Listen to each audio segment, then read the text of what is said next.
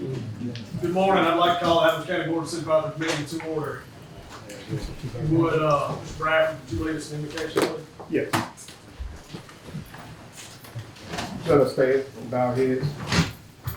Dear Heavenly Father, we thank you this morning, oh God. We thank you for allowing us to see another day. We just want to thank you, oh God, for allowing us to be at this board meeting. And Father, we just ask, oh God, that you continue to strengthen our elected officials. Father, continue to get them strength on high. Continue to protect them, oh God, from any hurt, harm, or danger. And Father, we just ask, oh God, that you continue to bind them close together as they do the business of this county. And Father, we just want to pray, oh God, for our first responders. We want to pray for our nurses, our doctors, and also our kids in our schools. Father, continue to protect them while they're learning. And Father, we just want to continue to pray for peace. We want to just pray for unity and strength across this county, in this city, in this state, and in this country. And Father, we just want to pray for the families that may have lost loved ones over the last 2 weeks, oh God. Father, continue to strengthen them, oh God. Continue to give them the strength that they need, oh God, to run on. And Father, we just want to continue to pray for our individual workers of Adams County. Father, continue to keep them safe, oh God. And Father, we just give your name all honor, praise, and glory. In the name of the Father, in the name of the Son, in the name of the Holy Spirit. Amen. Amen. If you would please face the flag. I pledge Allegiance to the flag of the United States of America and to the republic for which it stands, one nation, under God, indivisible, with liberty and justice for all.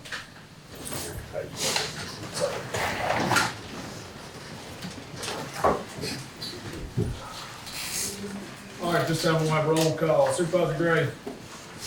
Present. Supervisor Hutchins. Present. Supervisor Wilson. Here. Supervisor Gaines. Here. Deputy Clerk Paige Dean. Present. Chancellor Clerk Brandon Lewis. Present. Board Attorney Scott Slover. Here. County Administrator Angie King. I am present as well. At this time, I need a motion to approve the minutes for August 2022. A motion.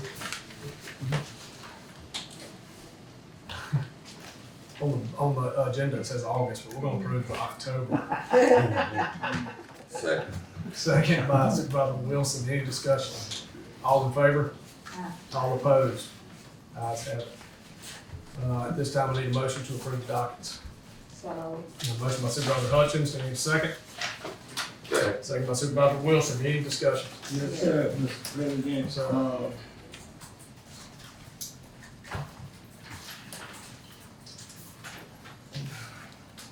Watkins and Eager,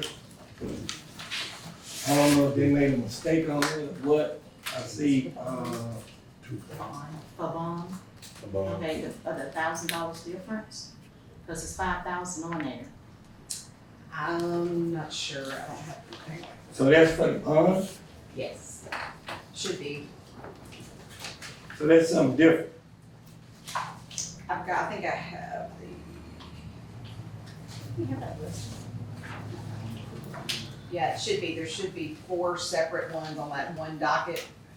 Is there just 4 things on that docket? There's Yeah, one. that ain't what I'm talking about. Yeah, there's one. They were talking. I know what you talking about. Yeah. That ain't what I'm talking about. See, I'm not sure about that one. That's a difference in Yeah, I'm not pay. sure about that one. Yeah, this is consultants here. Yeah. yeah, You seen it with? I have not seen that one. Yeah, That's something we need to, Which is that? Ricky, what's that number? transaction document. That ain't. It's I not don't there. have it. that looks like it's for a lawsuit, I think, must be. And this is the people that we pay for consultants. Oh, okay. Yeah. I don't really have the 2307. Here's where you. What about? It's two on there.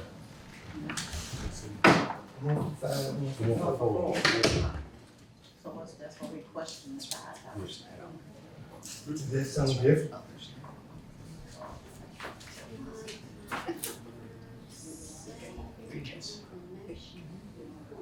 Did Angie go to get some? Dates are different. This is for 9/1 through 9/30. This is for 10/1 through 10/30. What I'm saying is the 5,000 versus the 4,000. would be a Jeanette question. Yeah, I have to go back and look and see That's the only dollar to approve. if they had an increase in their contract price. Yeah, I had to make pull the invoice. Okay. Well, I'm make a motion that we, Well, hold that 5,000 until she get the right information. who made the motion? I did. You want to amend the motion? Well, the motion can be still made, but. We gonna carry the whole Yeah, document. Yeah, but that's only won't be approved, that one would be not approved. All in favor? Right. All opposed? Ayes have it. We needed a second to hold that. We needed a second. Give a second. Second. No, what Who second? Kevin I think I did. Oh, Yeah. you did? Okay. Kevin did. Yeah, that's good. I thought I was it was reading Right. that. Yeah. Just to hold it until. Mhm. This time, we need a motion to approve the financial report for Adams County Sheriff's Office. So moved. Motion by Supervisor Hutchins, second by Supervisor Wilson. Any discussion? All in favor? All opposed? Ayes have it. Need a motion to approve the financial report from Chancery Clerk's Office. So moved. Motion by Supervisor Hutchins, second by Supervisor Wilson. Any discussion? All in favor? All opposed? Ayes have it. Next item on the agenda is Ms. Jenna Holyoke with Mississippi State and Liberty.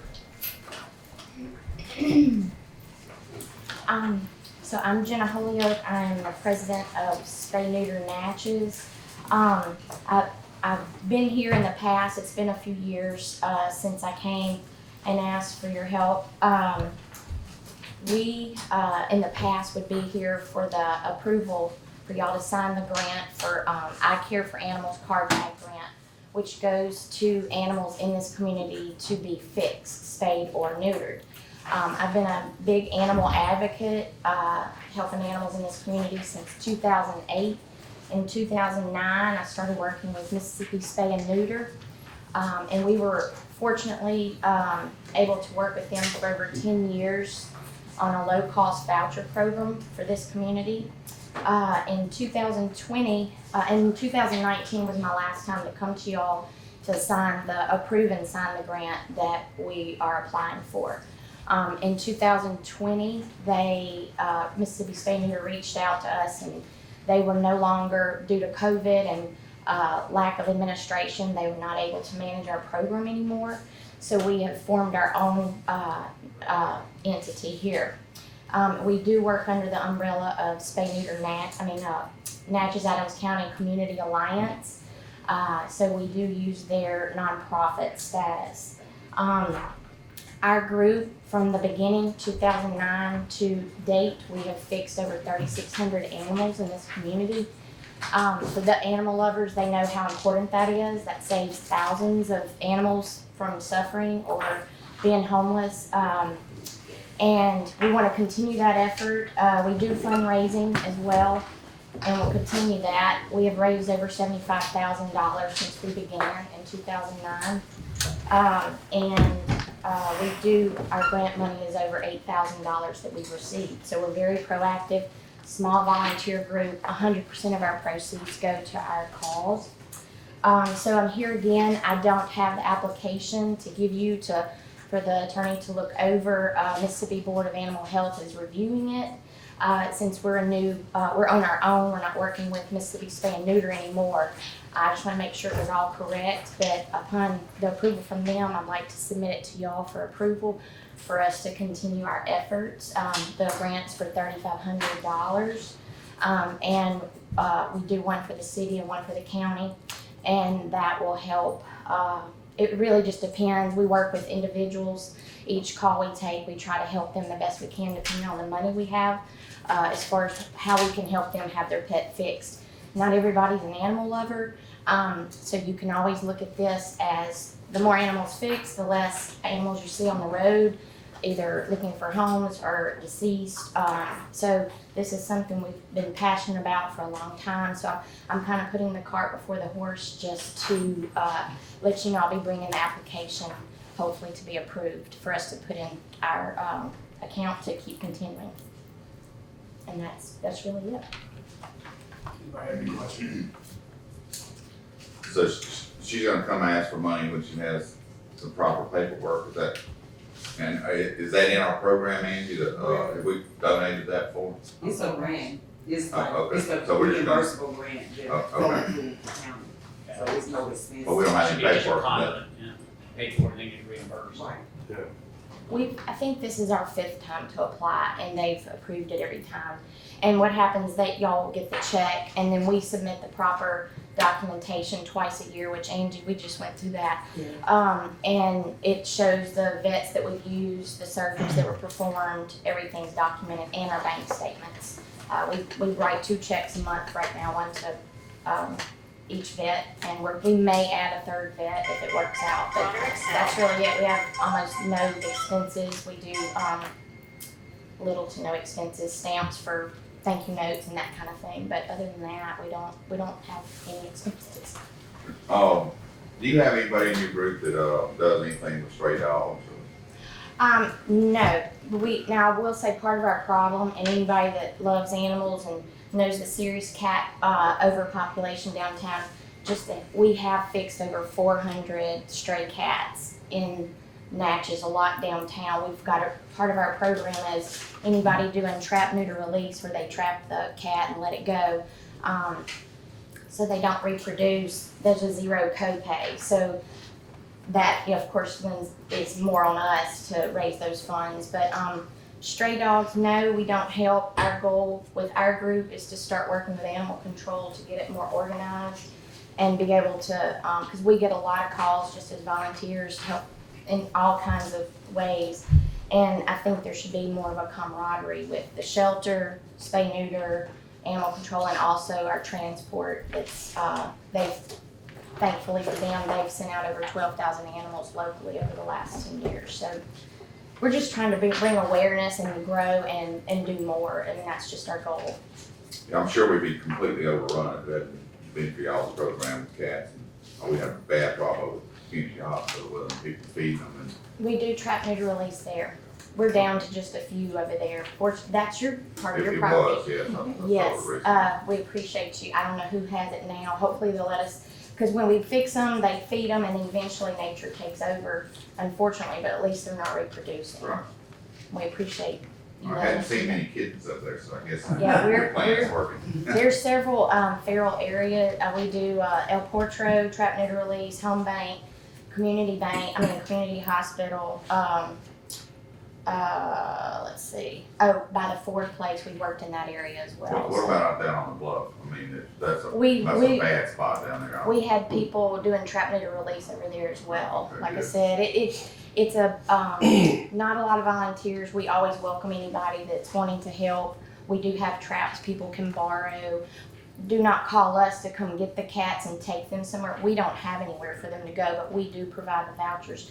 We do try to find barns and farms for the animals to go, and we've been lucky and found some places where they know how to take care of the animals, get them used to their property, and they feed them, provide shelter, and it's been a good situation. But those are limited now. We've kind of overtaken those places.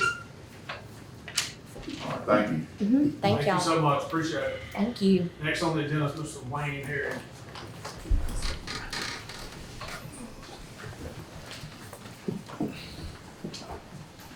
Good morning.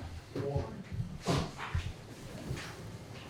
I think most of you know me. I'm Wayne here in appraisal, and I have the contract with the county to do the appraisal work for the real property and personal property for values for your tax rolls every year.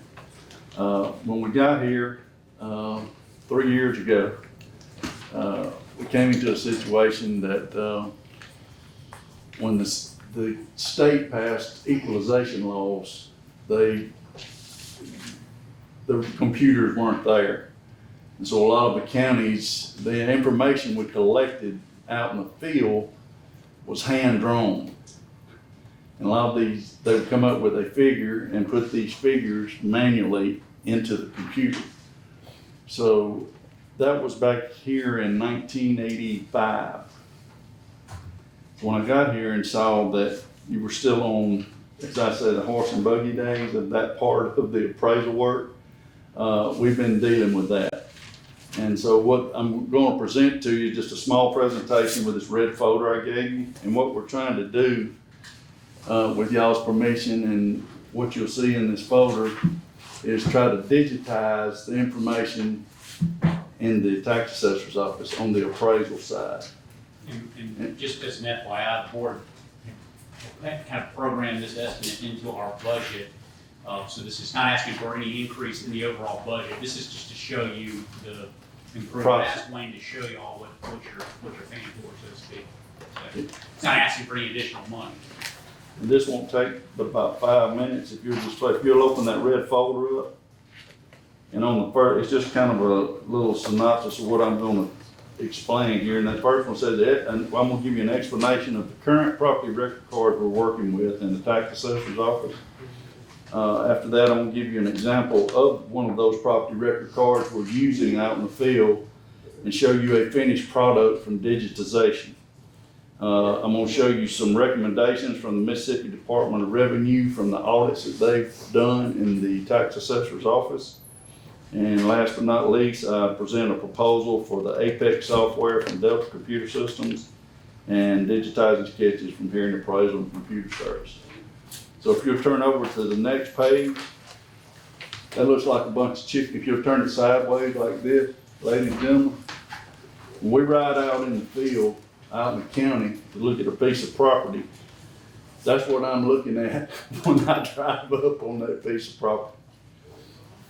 It kind of looks like chicken scratch. And now that is a card from 1986. That needs on there.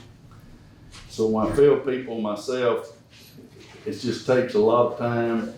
And when you're doing this manually, just say this house had an addition on it, that has to be done manually, and that value has to be done manually and put in that computer.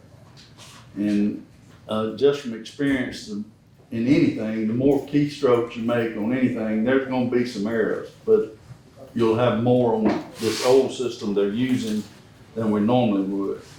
If you'll turn one page over, just keep it sideways. This is gonna, if you decide to do this, this will be a finished product of the digitization. This is what they call a property record card that the tax assessor uses to go out in the county and look at a piece of property. There's general information there at the top. You come down, the land is listed. Come on down to the left, you'll see there's a residence, a utility, and you'll see B22, and that's just an open shed that someone would have. That's priced out accordingly by the software and the pricing manual from the Department of Revenue. You get values to the right side of that card out from those numbers, 1, 2, and 3, if you'll kind of look at that. If you'll flip that page over. Just the good thing about I'm sorry. I'm sure worried about with the old tax cards, they have always kept like a history of what's the property, and that's really, really helpful when it comes to researching property, but that's still preserved in that space, so it's good. Yeah. You don't want to lose that history. I got you. If you'll flip that page over, and on the back side, if you will look, that's your finished product of digitization of the sketches. And if you'll compare that to the example of the 1986 card, there's a lot of difference there. And y'all can stop me anytime if you got a question. I'd be glad to try to answer it. We good there? You got it following? Next, you'll see the next page, you'll say Department of Revenue Real Property Audit. I just went back 3 years. I've gone back 12, but I went 20, 21, and 22. And up at the top right of that page where it says on the Department of Revenue Audit, you'll see that highlighted, 2020. If you will flip a page over, you come down the left side, you can't hardly see that, but it's highlighted there. It should say sketches. It might be in the binder a little bit. But this is from the Department of Revenue. The sketches are hand-drawn and current for the most part. The county should seriously consider converting sketches to a computer sketching system like Apex, and that's what I'll that is that software that did that digitization of the final product I showed you. And this will allow a current sketch to be printed and carried to the field for reviewing, and also would alleviate errors in base and adjusted areas that were hand calculated. There's just more accuracy in the square footage and the pricing of that. I'll give you another example on, if you'll turn the page, the top, you see it highlighted at the top right, 2021. You flip the next page, it's basically the same suggestion. You flip over again, highlighted top right, it's 2022. Flip a page, highlighted sketches, same thing. The law states that you shall have a sketch. Well, the county's got a sketch, but it's just at a point where everything is computerized. And I work from Philadelphia, Neshoba County to the Gulf Coast. And you're the only county that I know of or that I'm participating in that's still working on 1986 appraisal cards.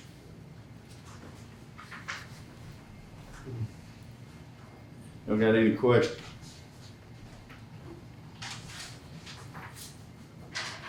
No question. We're just outdated, that's all there is to it. We're good?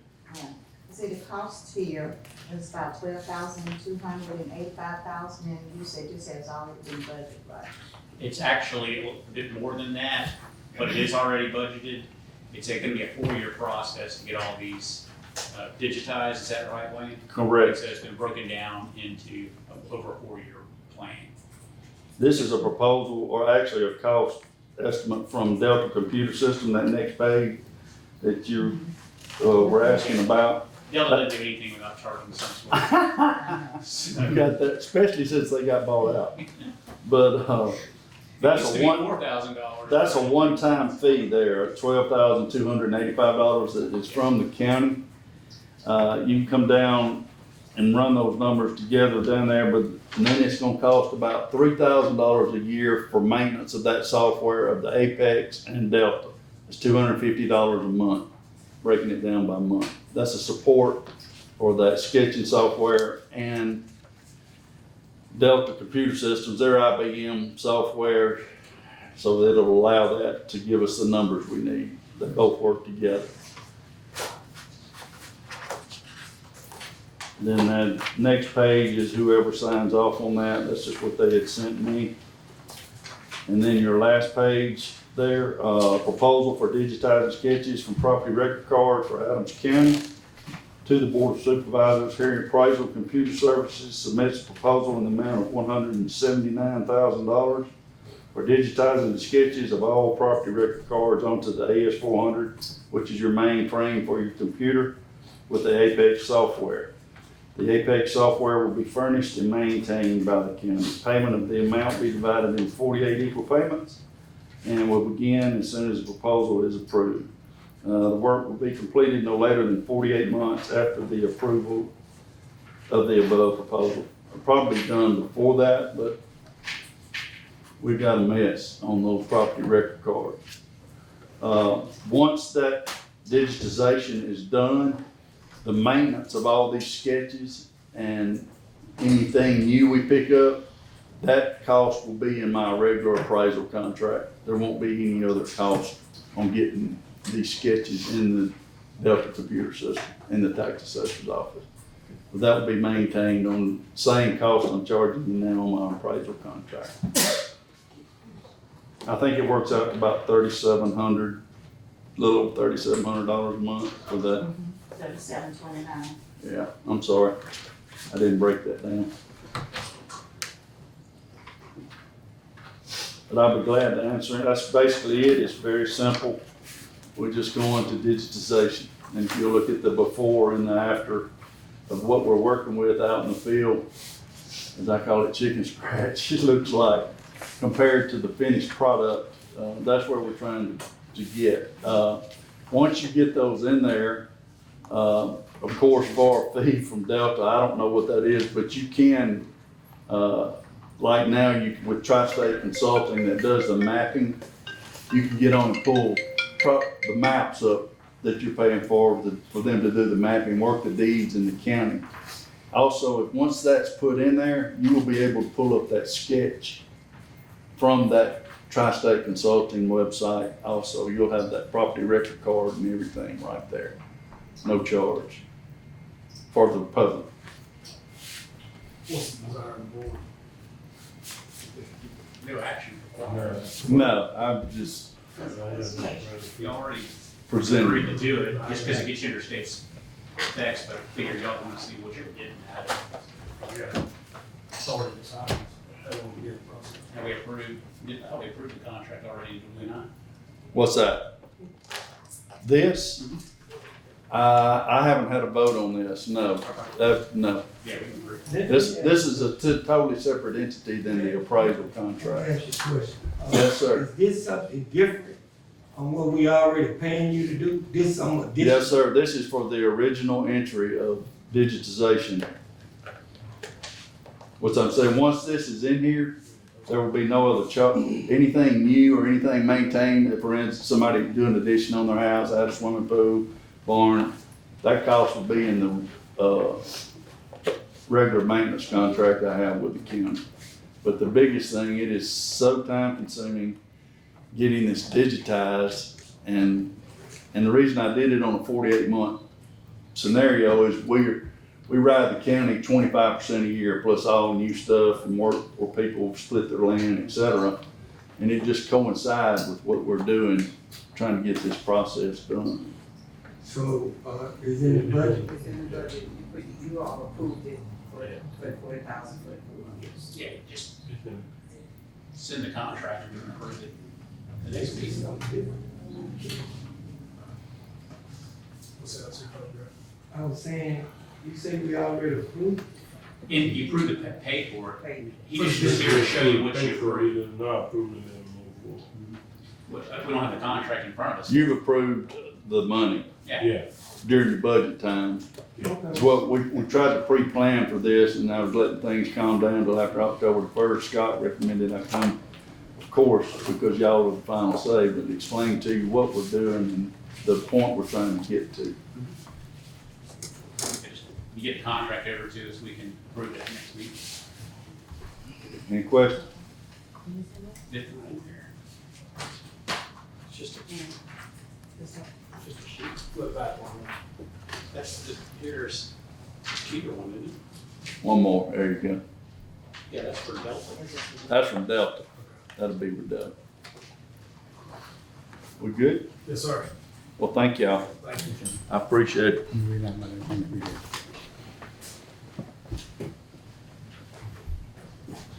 City government business, if any. Robbie, did they contact you about that, or is it you, Wes? About About what? the grant that got approved on Morgantown Road?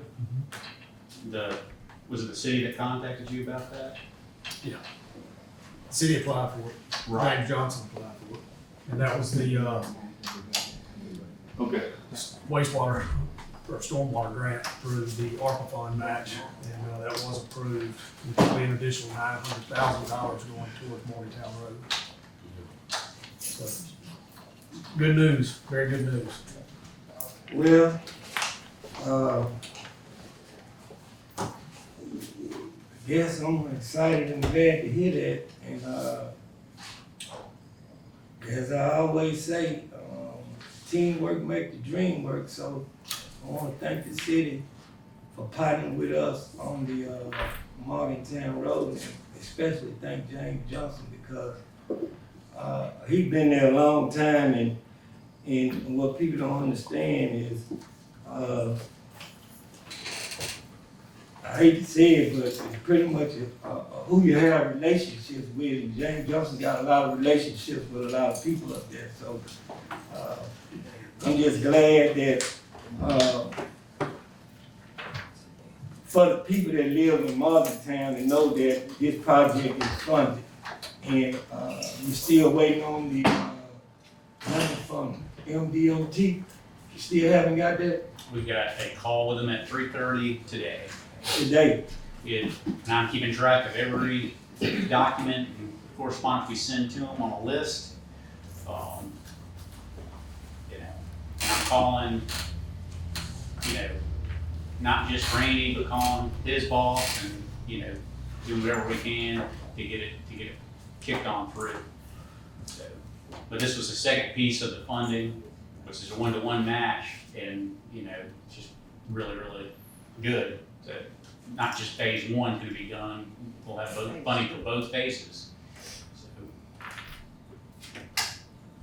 Yeah, just to echo what Supervisor Gray said, James Johnson's a behind the scenes kind of guy, but, he's done a lot for Adams County and the city of Natchez, and I'm very grateful for his work on this grant. Anybody else have anything? Departmental reports. Mr. Larry? Okay. Good morning, Board President, Mr. Minister, and Board Supervisor. My name is Larry Hughes. I'm Adams County Tax Assessor. I just want to read this out real quick to let you know that Adams County found an approved certificate for real and personal property assessment roll. This is certified that the Department of Revenue order approved the real and personal assessment roll of Adams County in 2022. Was entered into the minutes by the Board of Supervisors of said Adams County. The assessment roll has been fixed in accordance with the orders of this department. It is therefore certified that the real and personal property assessment roll are hereby approved, certified October 27, 2022. I also want to add a little bit more to it and to let the board know that I really appreciate you guys working with us this year. It's been an interesting year. But just to bring everybody up to speed, we want to thank you very much for your support, and we're looking forward to working with you in our near future. Thank you. Sir.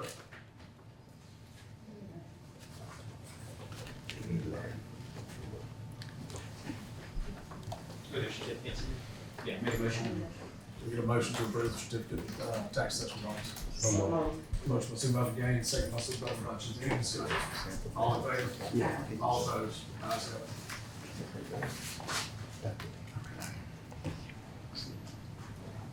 Good morning. Morning, Darrell.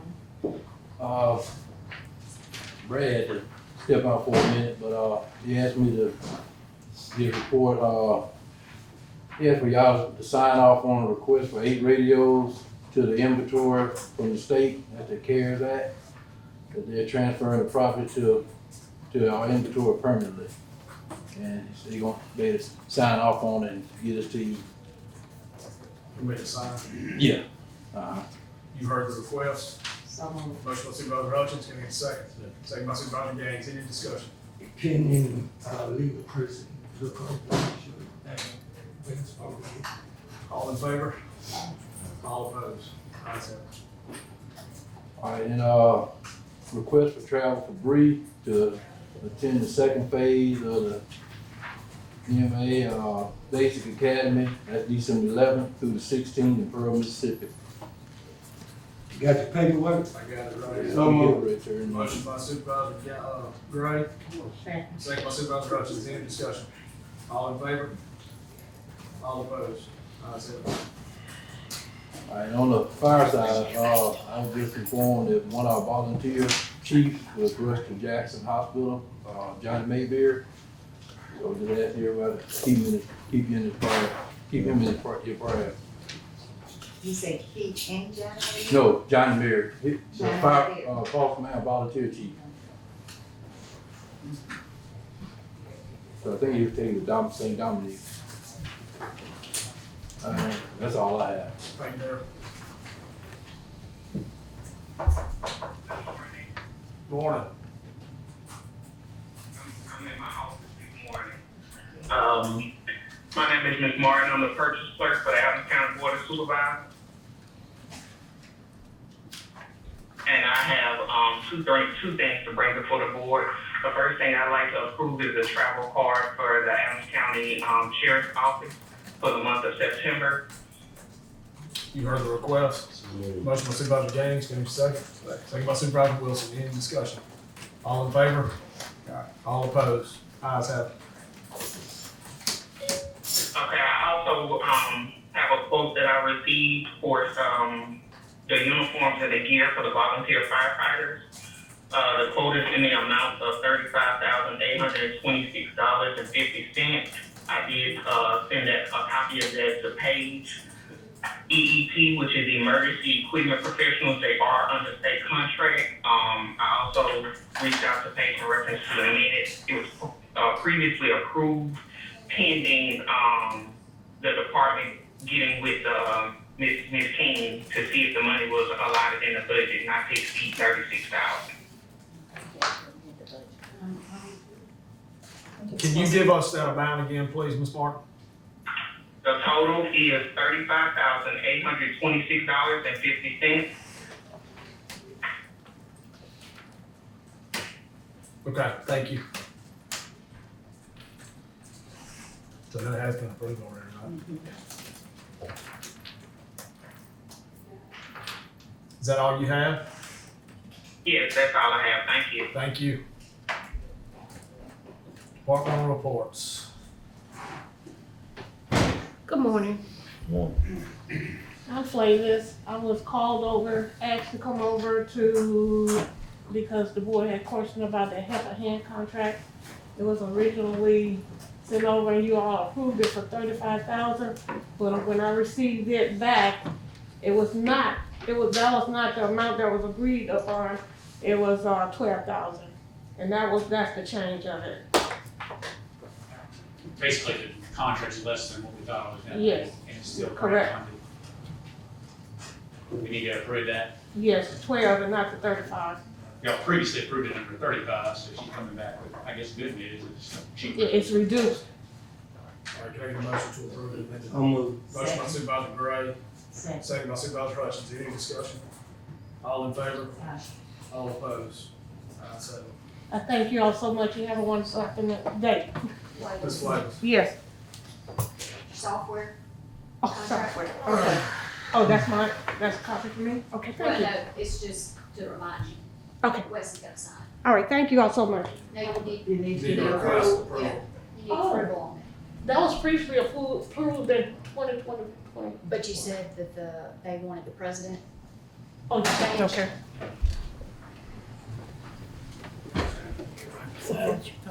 That's okay.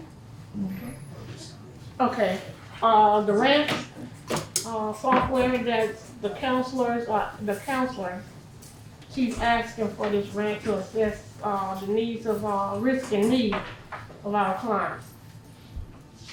And it was previously approved, but the contracts were not finished. The board did an addendum on it, and it was approved by, it was signed by Supervisor, President at the time, President Gibson, I always be a Gibson. I know you about a Gibson. Yes, and I think someone else signed it. I don't know that individual, but it wasn't a board member. But the contract itself was not signed, it was electronically signed by the company, but it was not signed by the board. I need board approval to sign this amended budget with the president's name change. Someone. Motion by Supervisor Hutchins, second by Supervisor Wilson. Any discussion? All in favor? All opposed? Ayes have it. Now, is that the contract or the addendum? That's the addendum. The addendum is part of the contract. Okay. It's the contract. So approving one, you approve them all. Okay, I was just looking for a signature, but thank you all so much. Have a great day. Excuse me. Can I email it to you, please? Yes, please. Just email it to me.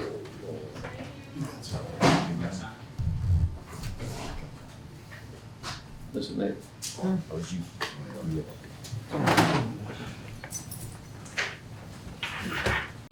Good morning.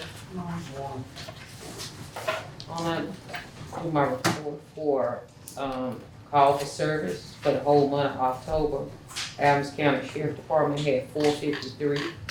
Natchez PD had 1,335. Natchez Fire Department had 45. Also, as we all know, we had the 911 eye into place, which we paid $11,300 up front, and it's like $9,000 for each year. We found another one that do the same thing, have the same features, but they have more add-ons. for a cheaper price. So we wanna do away with the 911I and see if we could get the other one. It's called Prepared. Without the add-ons, it's free a year, but with the add-ons, with the sharing, part and all additional texts and everything, it's $3,000. So I'm asking the board if we can get it prepared and do away with the 911I for a cheaper price. The other was 9,000 a year, you said? Yeah, well, it was 11,300 up front, and it's 9,000 a year. So we got a cheaper one. Right. It's just a different name. It does the same thing, and it has more add-on features for a cheaper price. Okay. You heard the request, Ms. Bell. So, Motion by Supervisor Hutchins, second by Supervisor Wilson. Any discussion? All in favor? All opposed? Ayes have it. What was the name of it again? It's called Prepared.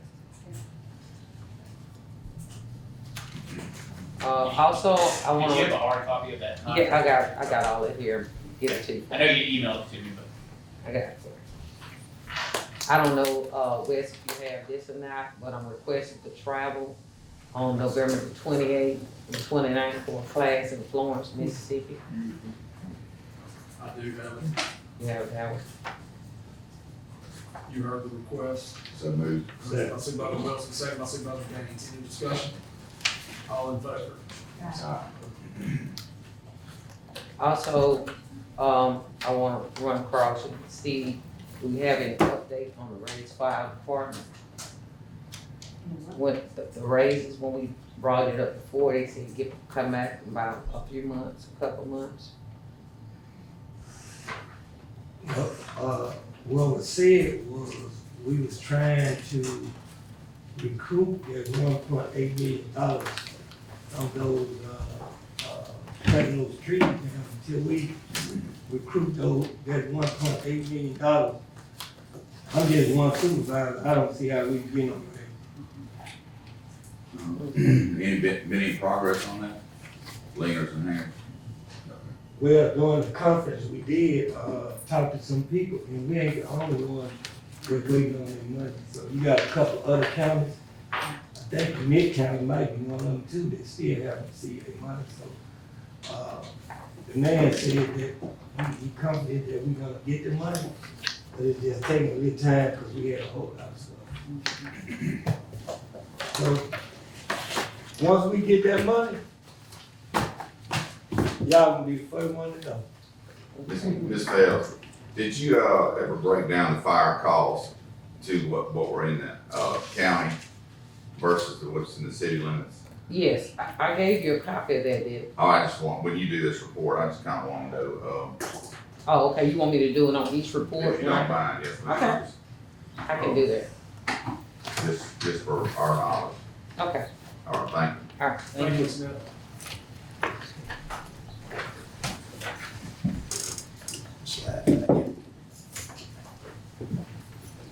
Good morning, board. Good morning. Got 3 requests here from cellular users. T-Mobile requests a permit to place additional equipment on an existing American Tower Corporation site located at 1086 Highway 61 South. That's down by Sibley. The project will include the placement of 3 antennas, 3 remote radio units, 2 hybrid cables, and associated equipment, and the removal of 3 antennas, 3 remote radio units, and 2 hybrid cables and associated equipment. The placement of this additional equipment will improve T-Mobile service along Highway 61 South. Ordinance requirements have been met and fees have been paid. And I request the board to approve this T-Mobile application. You heard the request. So moved. Motion by Supervisor Wilson, second by Supervisor Gray. All in favor? All opposed? Ayes have it. Okay, thank you. Second one is also a T-Mobile request they request a permit to place additional equipment on an existing American Tower site at 57 Benbrook Road. The project will include the replacement of 3 antennas, 2 hybrid cables and associated equipment, and the removal of 2 junction boxes and old equipment cabinets. The placement of this additional equipment will improve T-Mobile service along Highway 84 and 61 North. Ordinance requirements have been met and fees have been paid. I request the board to approve this T-Mobile application. You heard the request, Mr. Removed. Motion by Supervisor Wilson, second by Supervisor Gaines. Any discussion? All in favor? All opposed? Ayes have it. Okay, and then, the last one here is AT&T requests a permit to place additional equipment on an existing American Tower Corporation cell site located at 800 Ratcliffe Road. That's almost to the county line on 84. Project will include the placement of 1 30 kilowatt Kohler industrial diesel generator, 1 automatic transfer switch, and 1 4 by 10 foot concrete pad for it to sit on. The placement of this additional equipment will stabilize AT&T mobile services during power outages along the 8498 corridor in eastern Adams County. Ordinance requirements have been met, and the Adams County antenna towers and attachment ordinance does not list a permit fee for generator placement. I request the board approve this AT&T permit application. Motion by Supervisor Gaines, second by Supervisor Wilson. Any discussion? All in favor? All opposed? Ayes have it. That's all I have. Y'all have any questions? I believe so. Thank you, sir. Thank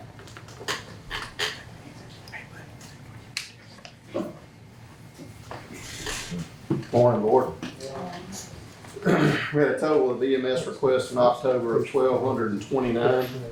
We had 368 of those that were E911 service requests with 237 transports. Average response time in the city is 9 minutes and 9 seconds, 87% compliance. The county is 1531 at 86. The volume continues to go up with these 911 calls, and I want to continue to commend the Sheriff's Department because we have that one that we have identified where they actually go out with us that's an abuser of 911. Their actions in doing so have reduced calls to that residence by around 72% from September to October numbers. So that's working, that effort's working, and I just want to commend them for helping us with that. We did have 55 refusals after we got on scene for treatment and or transport, 21 no patient founds, and 18 canceled prior to arrival. Site calls did go up for the month. They almost doubled as compared to the previous 60-day average. Once again, excellent work with law enforcement, both in the city and the county for handling those. 233 multiple call requests at the same time. That's within the county. 2 flights flown straight from the field. One of those a high-level call, which I've been given excellent feedback and review on the medics function during that event by both the receiving facility, which was a specialty center out of state, and the flight crew that received over from that medic. So that medic will be getting some accommodation awards for that. We're still looking at around 120. That's averaging right at around 125 hours a month in hospital wall times, which compared to the surrounding counties and surrounding facilities, that's not a high number. That's pretty consistent with what we see. I continue to have the sign-on bonus for paramedics in place, and I actually have an application. We're going to be doing an interview for another medic this week, so that is working. We continue to bulk up and increase staff. I'm not turning the medic away. I don't care if I get fully staffed, I'm gonna keep hiring them because it's just such a national shortage. I want us to stay healthy here. We have now 5 units. As y'all know, we face the same challenge as y'all do with getting vehicles. It's taken several years for us to get these vehicles, and we continue to get them in, which is all happening at one time. So we're doing a whole lot of licensure with both Louisiana and Mississippi for those vehicles, going through the hoops of getting everything certified. So y'all begin to see those on the road now. One of the things that I've requested with my fleet replacements is that they do away with the vans and go back to box trucks, because you're gonna see a lot of the box trucks. They're a lot more stable during adverse weather events, to include ice. So they're a lot more stable for the people that we serve. So every one of the 5 units are box trucks. So those are a higher expense, but they're a lot more stable for us during responses in adverse systems. I really want to point out what our crews did for the Halloween trunk or treat. The crews bought the candy themselves, set everything up themselves, and hosted a public event for the kids. We had a little over 300 participants that showed up at our location. We actually had a few kids request to come back and do a tour of the ambulance, which we're going to accommodate that happening at a later time. It turned out really good. It was a safe event, where, they just kind of gave back to the public, and that's straight on the employees. The company didn't do any of this. The employees asked for a location to do it. We provided our site, and then they did that for the public. So I just want to give them a credit for that. That's the end of my report, unless y'all have any questions for me. Any questions? Thank y'all. Thank you, Tim.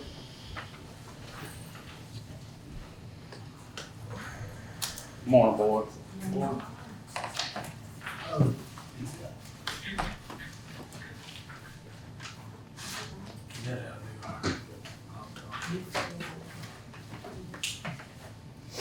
Somebody need to do something first.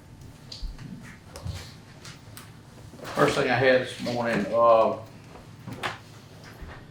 where I presented my budget and all, I'd asked for 2 tractors with 2 side cuts. Last year I'd asked for 2 tractors with 2 bush hogs, 10-foot bush hogs. I'm still waiting on those to get here. I talked to Kubota. Last week, 1 tractor's made it, 1 bush hog's made it, but the loader hadn't made it for that tractor yet, so I'm still waiting on 2 loaders, another tractor, another bush hog from them. But with that being said, the 2 tractors that I got approved this year, talked to Davini, the tractors are available, but the side cutters are 22 to 25 weeks out. Without issuing a PO, I can't proceed, they won't put an order in for the 2 side cutters, so I just wanted to bring it before the board. It was approved at budget time, but I'm gonna go ahead, Ms. King, if that'd be okay, to issue a PO where we can start the process of getting the 2 side cutters. Okay. Next thing I have is EWPs. We had submitted a list of EWPs back during the rain event. It was 2 that was approved out of the list we submitted, Lofton Lane being one of them, Dunbar Bayou, which being the other. That's the 2 that was accepted out of this last rain event we had. So we should be getting paperwork and all on that moving forward. I have 2 illegal dump sites I need to get approved for the board, one being Old Country Club and the other being 10 Elbow Lane. You heard the question, Mr. Dollar. Move that we approve Elbow Lane and Old Country Club. Say it Site. Elbow Lane Yeah, 10 Elbow Lane and Old Country and Club. Old Country Club. Y'all want to see this? Got a motion by Supervisor Gray, can I get a second? Second by Supervisor Gaines, any discussion? All in favor? All opposed? Ayes have it. Next thing I have is 2 spoiled dirt requests, at 212 and 212A Cranfield Road. I do have paperwork here, you heard the request, Mr. Dollar. Motion by Supervisor Hutchins, second by Supervisor Wilson, any discussion? All in favor? All opposed? Ayes have it. Midwinter Conference, one of y'all gonna bring that up, or I need to bring that up from my end, what? You gonna bring it up? The MSA, Midwinter Conference be, January 24th through the 26th in, Flowood. That's what it, entire board. Need a motion to approve. So moved. Motion by Supervisor Gray, second by Supervisor Gray, any discussion? When is that, January what? 24th through 26th, is that what you said? Correct. Flowood. All in favor? All opposed? Ayes have it. Midway, we done an emergency site on Low Water Bridge Road. That site is complete and finished. He started on it, got it finished. I've got pictures and things. That was an EWP site that we done as an emergency. The DSR funds was $227.50. We knew it would increase because it's been several years since the site's been there. It increased by $99,600, which we need that. We have sent that to NRCS. It's been approved with them to get our reimbursement. So the total project was $318,500. What project is that? Low water bridge. And is that increase based on unit pricing that was previously set? Correct. That's a change.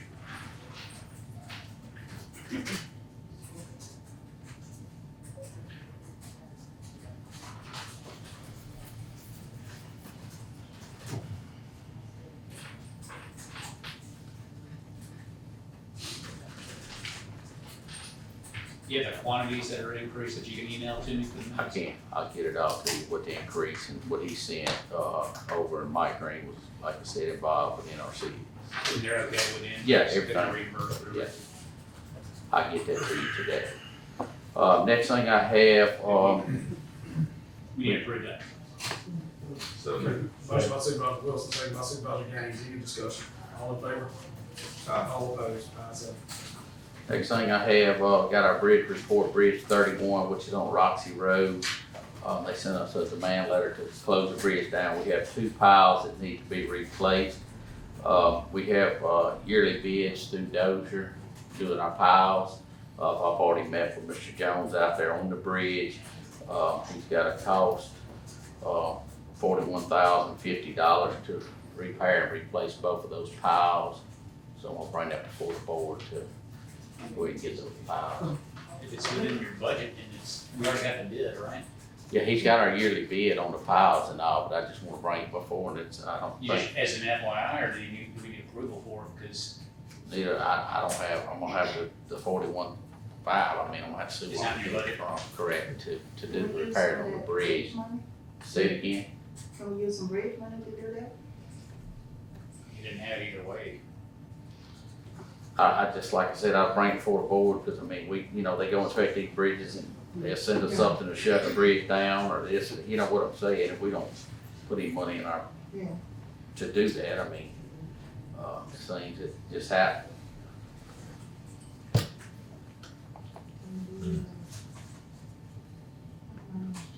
You gotta fix the bridge to Yeah, shut that's what I'm down. saying. I'm guessing it's not a bridge to nowhere. Can we have some bridge money? we had a few of those. No, it needs to be fixed, Yeah. people live right, I mean, it's 8 people live just right to the other side of it, you know. So, I mean, I just want, bring it before the board, before I go out and spend $41,000, which he does have our yearly bids on it. I just want the board to know what we're doing, and we did get a closure sent to us, and Mr. Ford's got it too, and I mean, it does need to be repaired. He does have our yearly bids, Dozier does. Do amend it and move it on another line item. How much of that work are you doing, Robbie, for y'all? It's a concrete bridge, Oh, and okay. it's 2 outer piles. What he's gonna do is just cut them off, put some iron piles, and all around the pile. So that's not something you don't. There's nothing we can From do. one line item to another one doesn't have to be approved.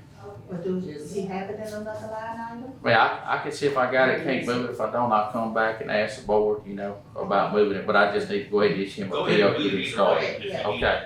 to do that. But I just want the board to know what we're working on, out there. I'm just, okay. But move it and get it done from whatever source, and if you need an increase from wherever you move it, the board can approve it then.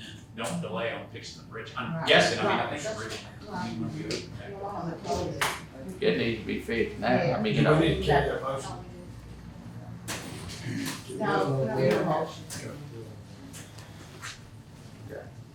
Next thing I have, Christmas holidays coming up, the road department will be shut down December the 15th, return back January 3rd.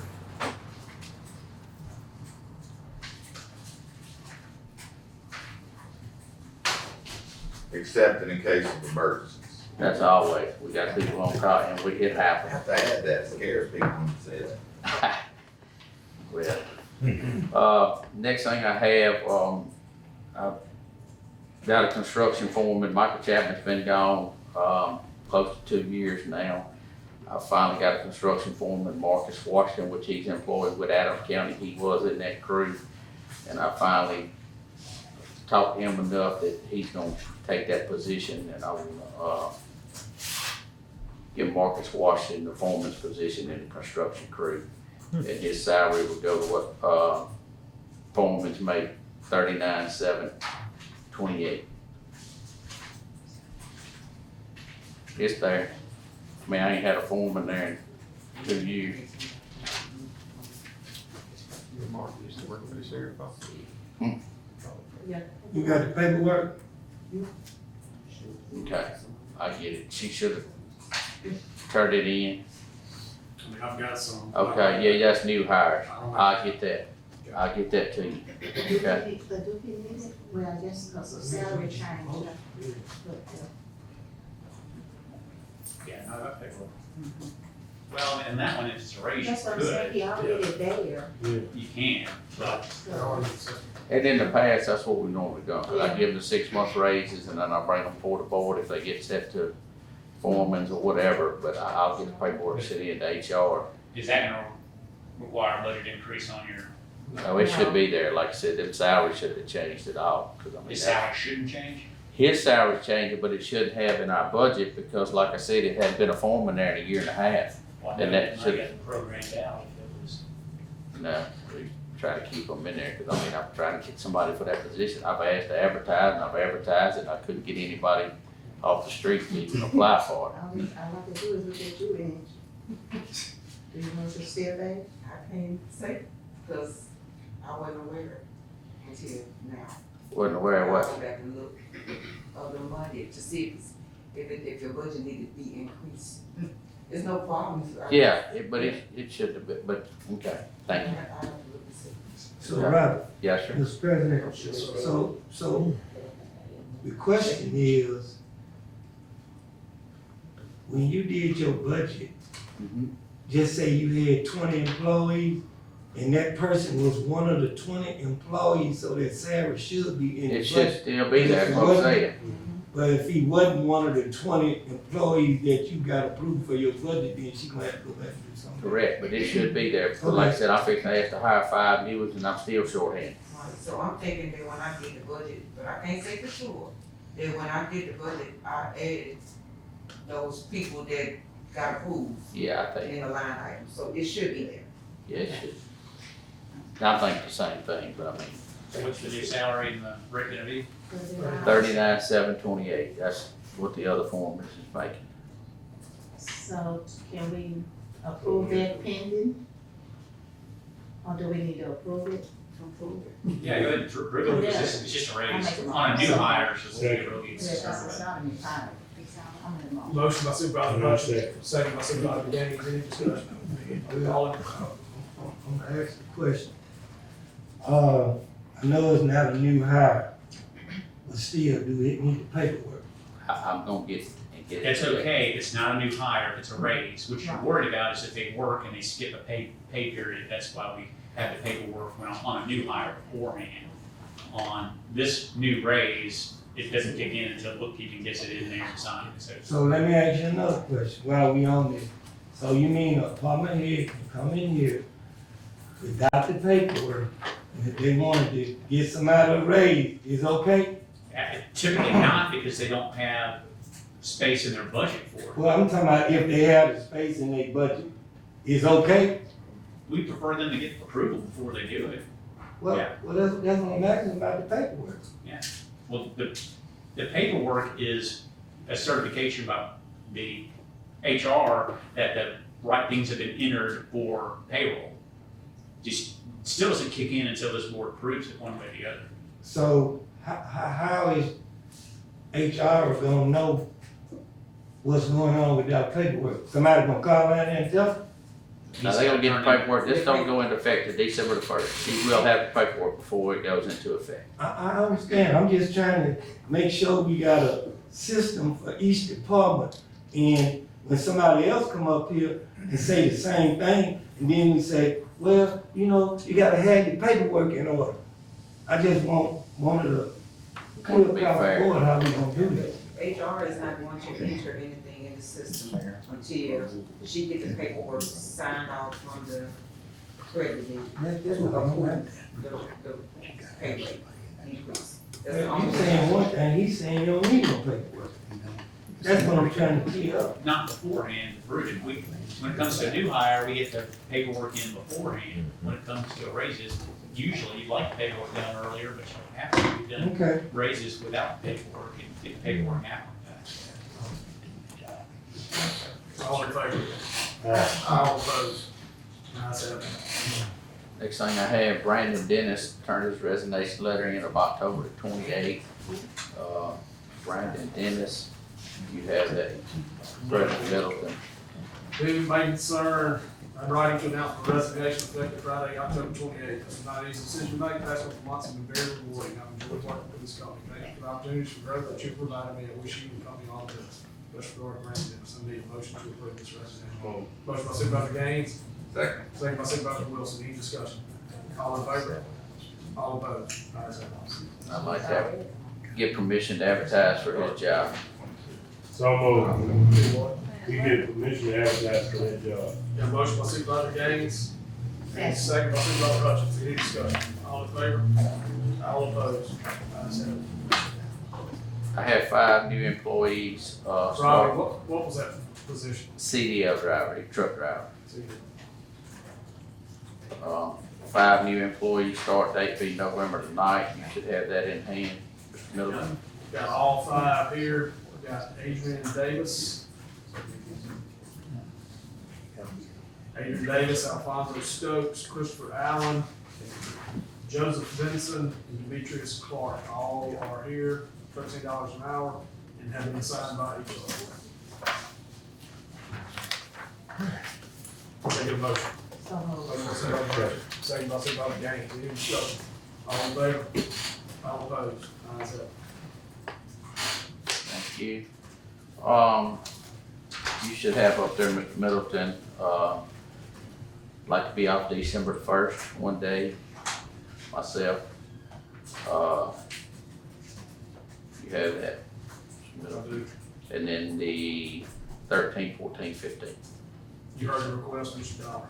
So moved. Motion by Supervisor Hutchins, second by Supervisor Gaines. Any discussion? All in favor? All opposed? Ayes have it. Thank y'all. Before y'all have a list of roads that needs to be adopted to the 4-year road plan. I would like to get those roads added to the 4-year road plan, and we can do that anytime throughout the 4 years that we have a road plan. Y'all have those before y'all. Motion by Supervisor Gaines, second by Supervisor Gray. Any discussion? Are these roads that are not currently on the 4-year? Correct. And we're adopting, they've been checked out?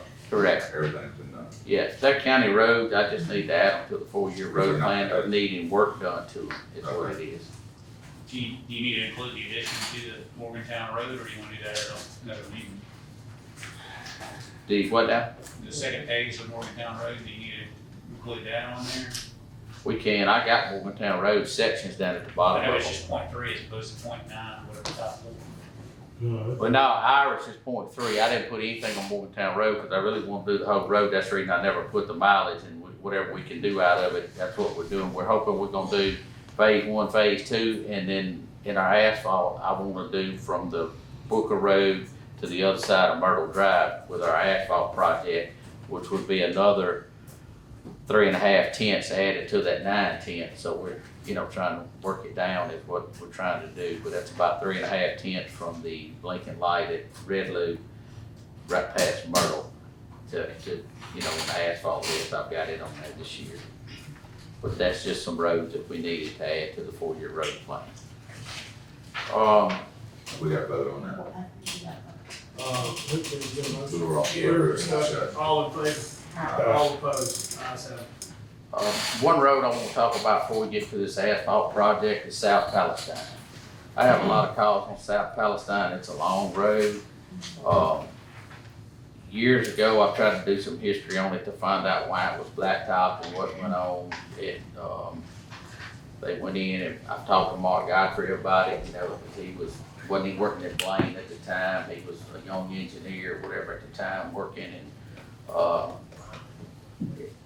he said he never understood, but one supervisor wanted to get it done way back in the day, and he did. And it's failing. It's probably the worst road in Adams County. At this point, I mean, you know, with it, you're looking at $200,000 a mile, and you're looking at close to 7 miles of that road there. I mean, you know, I would like to try to carry that road back to gravel, if the board would let us do it. It's that bad a shape. The residents out there said the same thing. If y'all can't blacktop, can you put it back to gravel? I think, Mr. Wilson, you've had a few calls on it. You said, I know just because of people out there in this Angela's area, but I know you brought it to my attention. Somebody asked you about it a while back, but Let me ask you a question on that, because it was brought to my attention a while back too. And I know it's over $1 million to overlay. Well, If we can't carry it back to gravel, and I know a lot of people travel that road, because I've had people from They other do. places saying that's the road they travel to go to work. So if we take it back to gravel, then are we gonna have a problem with it? I know we have to maintain it being gravel. Are we gonna have a problem with them complaining about when it rains? actually, you know, you say that we got several miles of gravel roads in Adams County. Right. We worked those roads. We are getting a lot better gravel today than we have been in the past. I think if we do and haul gravel, which is gonna be expensive, it's gonna Yeah. probably eat our gravel budget up this year, just trying to get that road back in shape. But if we don't do something, I mean, it's terrible. I mean, it's bad. And it's no sense in beating around the bush. It's bad. South It's a Palestine, bad probably road. the worst road in Adams Right, County. I'm there's a gonna lot of say. potholes and stuff on that road that we've been having That we problems need to with. do, and I know it's hard to blacktop it all. You know, I just don't know. And that's the reason I want to talk about it before we get into the asphalt project, because like I said, you know, really we need some more extra money to do this asphalt project that we're working on as we're speaking, you know, as we're doing now, other than the money we're getting from bond. We need some additional money really to do some other roads and that I had to pull off of that. But I just wanted to bring South Palestine up. I get a lot of calls, my office gets a lot of calls on it. You know, it's some big landowners out there is what it is. You know what I'm saying? It's not a lot of houses, but it is a lot of landowners, you know, and it's a lot of traffic. More recreational property than. Correct. Let me ask you a question, have you got a price for the gravel, how much it would cost for the gravel? I have not, I mean, like I said, just putting it back to gravel, going back, you know, putting scrap wire down and running through it with the graders and trying to shake it back up and crown it and then put gravel.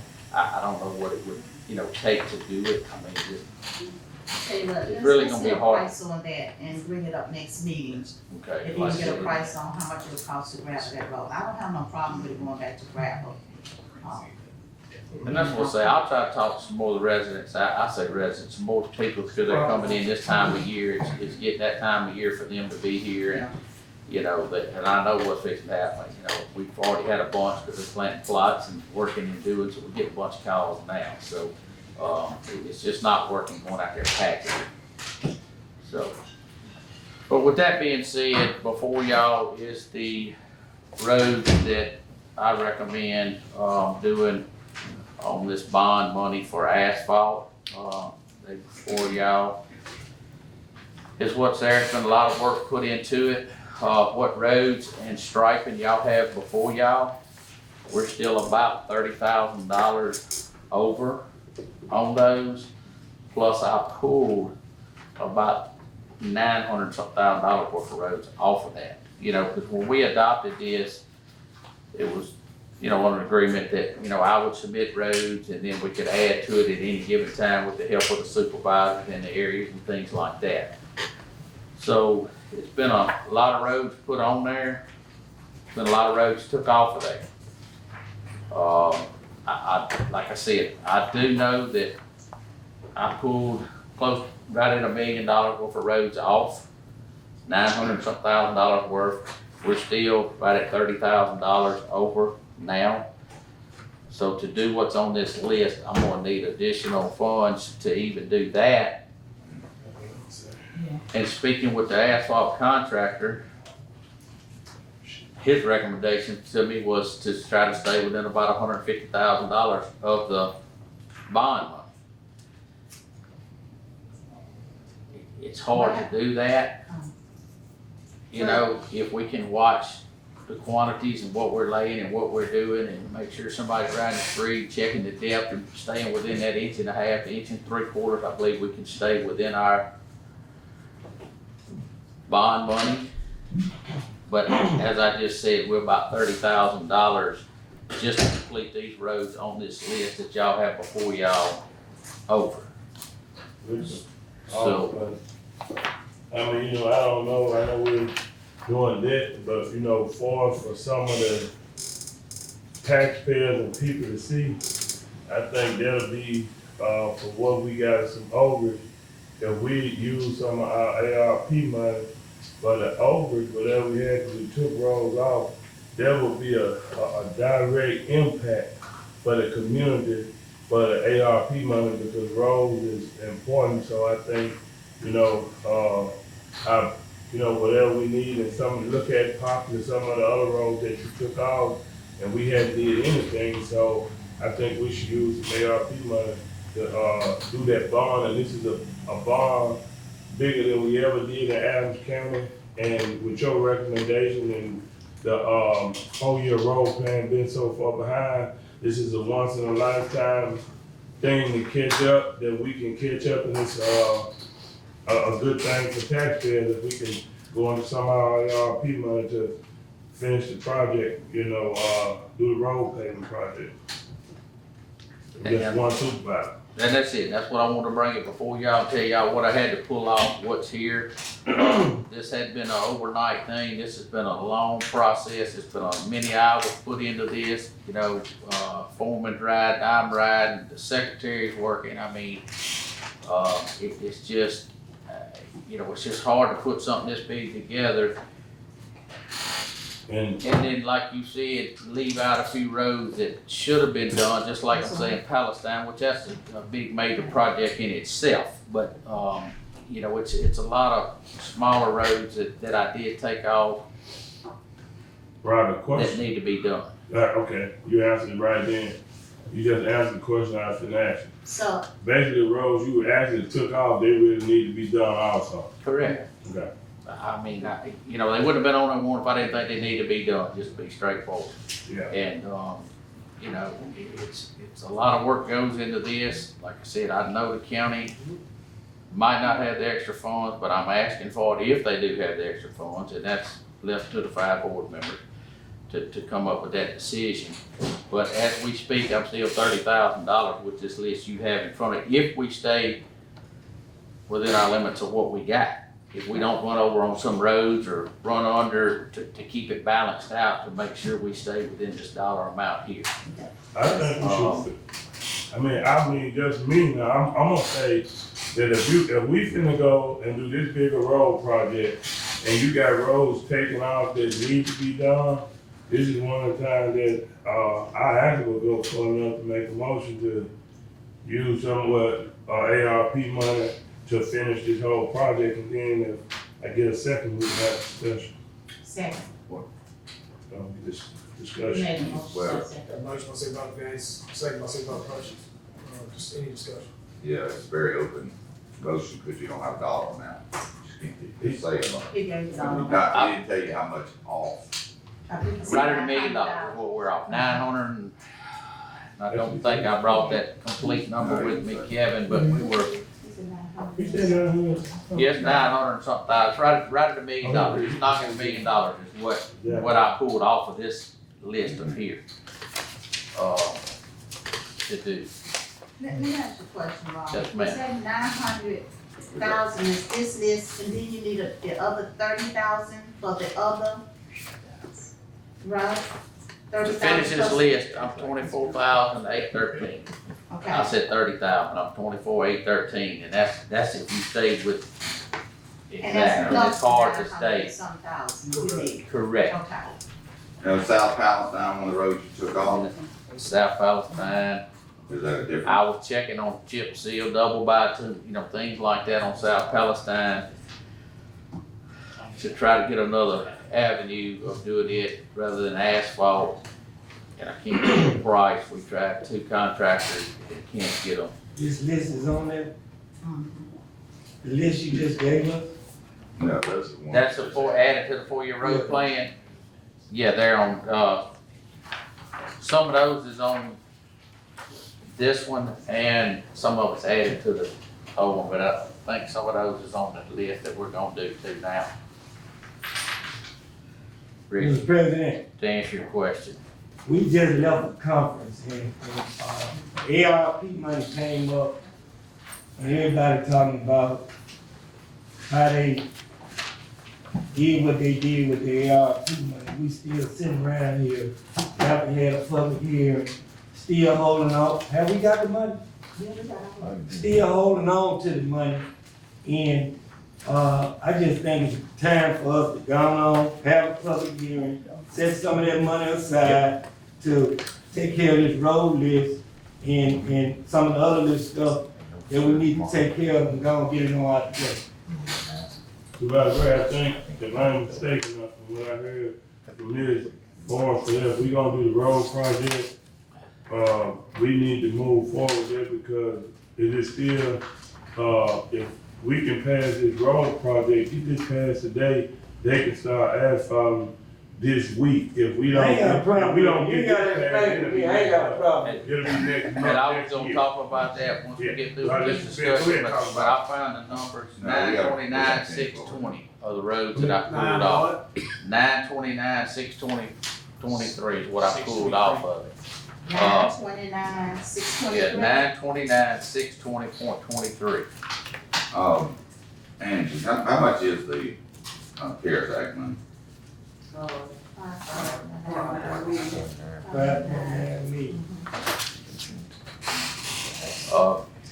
Okay, what else are we holding the ARP money up for? We were worried about the lingers and the hangers, right?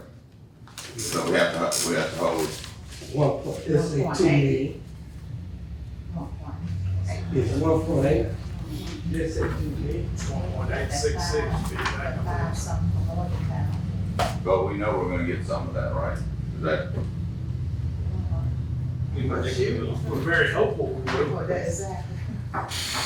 I'm sitting here trying to figure out, okay, what are we gonna have left to pay the debt down, for the county?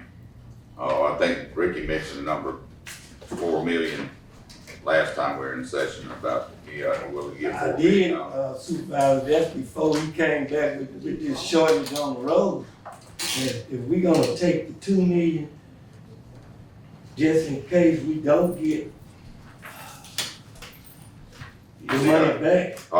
I'll just call to y'all's attention how quickly $6 million can disappear. Oh, I know.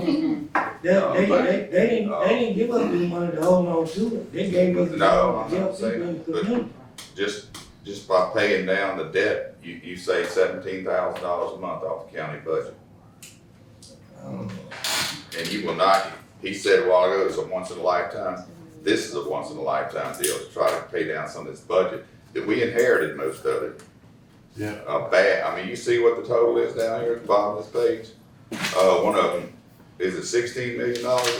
Yeah. This county owes $16 million in debt.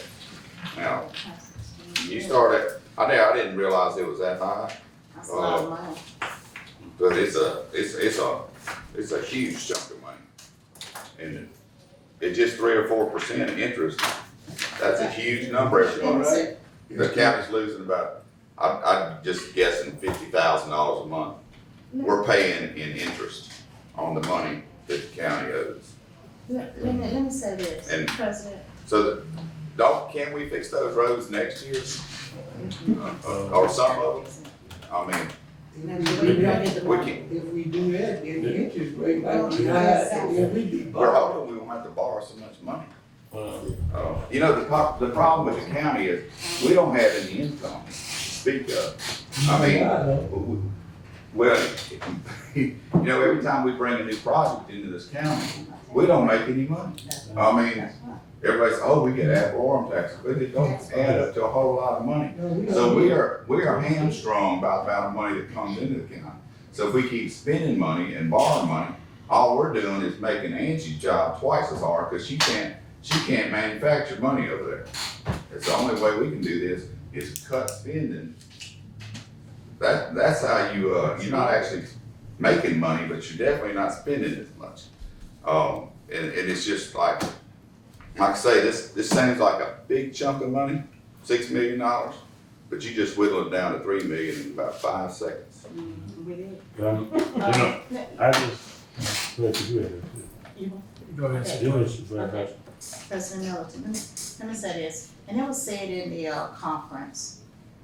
And sometimes it's good to go to these conferences so you'll know what's going on and network with people to find out exactly what's going on in different counties, so that you can learn to help your own county. And when you don't attend, then you can't help. You don't find these things out. But it was said in these meetings, there's $5.9 million, you wanna see this money. You wanna make a difference in your community. And if you pay this, I'm good, I'm always for paying down debt service, but when we got this debt, we got it at a low interest rate. This debt that we have right now, it is a low interest rate that we got it at. If we pay this debt off, and we don't see nothing that's happening here, or this ARP money to benefit this county, we'll pay this debt off and we'll be back borrowing money again At a higher interest rate. So you have to think of those things too. We'll be right back, and then we're not gonna be able to pay off $16 million. We only have $5.9 million, and $3 million have already been used up. We can't even pay off 1 year. We're not gonna pay it off, we're gonna pay it down. Yeah, pay down, but that ain't gonna make a difference Well, with what we have. It ain't gonna make a big difference. And then we got a low interest rate for what we got here. all right, And we'll be right back borrowing again. let me tell you from a business man perspective then. If you pay down $3 or $4 million of the debt, you free up $17,000 a month for the county to spend or not have to spend. Plus you clear some of the debt service too. And I wouldn't know what that amount actually would be. That would be somebody else's having to figure that out. You always say you want your county employees to have a living wage. If you free up $17,000 a month to the county, how soon will that add up to almost $400,000 a year? It would, between debt service and interest. So you'd have all that money freed up, and when they come in here and say, hey, these guys need a raise, and we all know they do or should have one, you'd be able to have it. You wouldn't be saying, well, we spent all the money on the roads or whatever. You want to take care of your employees, this is the way you do it, and you get this county on a firmer base. Let me ask you a question. Yeah. You saying $17,000 a month that we gonna free up if we do what? If you pay for, well, I had figured at $5 million on the Rentec deal, which is the highest one we got, is 4.19%. But if you paid $4 million, it'd still free up close to $15,000 minus the debt service as well, so it'd actually be more than that. And you put this county in a better position. Well, I just, I'm all for paying down debt, but, I know that this is, we think about taxpayers' money, and, one of the things, especially, we all get, everywhere. I was in store today, bad roads. And so, if you put 900,000 of 5.9 million in there, we still have a decent amount of money that we still dealing with, and I think that'll impact and benefit the public as a whole. I mean, something that they can see and something that they can drive on, something that they can less maintenance on, because we always get get called about somebody busted tires, somebody did this, somebody did that, and we won't get all the roads still, but we will make an everlasting impact on the community because it's the biggest road bond I think ever been did with the county. Robbie, question, if they started paving tomorrow, how long will they work? That, once we got through, if we issued a PO today, they'd start tomorrow. They're trying to move 2 other crews in here. They're gonna work and they're gonna shut down for a few days and do some repairs, then they're gonna shut down, they're gonna start back up. But as of December the 9th, that plant's going down. And they're going down for drum repairs. Once they get that repairs done, it depends on the weather, once they come back up. If the weather's bad, they don't get to start, until, you know, February, March, whatever, when the temperature gets back up. So my question is, do you envision, how much of this do you envision them getting done before December, whatever shutdown date is? December the 9th, Mark said if he could get the 2 other crews with the crews he's got now, that he could, and he's not gonna get, but said he could get a good bit done in the next 2 to 3 weeks, depends on before they go down on the 9th. My question is, now, the reason I'm asking that is, would we be better off approving this additional 900,000 when they start back up and waiting on this 1.8 billion to come in on winter's night? Can I help you out, Mr. President? Can I help you out? Well, I think so. This is what I'm envisioning, this like a EWP project. Don't get me wrong, I already had faith that Morgantown Road was gonna get taken care of. We got it taken care of. I got the faith that we gonna get our $1.8 million back. And guess what? We need to go on and do these roads, and I'm gonna tell you why. If you don't lock them in right now and do what you said, guess what the price gonna do? Like everything else in this world. I was headed to If that. they go up because we don't have it locked in at a certain price. If you don't lock it in now, you wait till next year, they got a whole different price they're gonna be doing. I'll say this much, we had a Emma Mile right here. I remember earlier this year, we got a price on Emma Mile for the dude was $241,000. It already increased in a couple of months to $316,000. So if you wait another 6 to 8 months with the price increase, how much would it be? But anyway, we got, y'all was discussing, then we'll get a vote. Y'all played right in my hands on that one, because y'all were talking about these increases. Guess where they're coming from? Oil prices, which are fixing to skyrocket, by the way. Well, guess whose budget that's gonna bust? It's gonna bust his, it's gonna bust the sheriff, and it's gonna break this county, because the fuel bills are gonna be so high.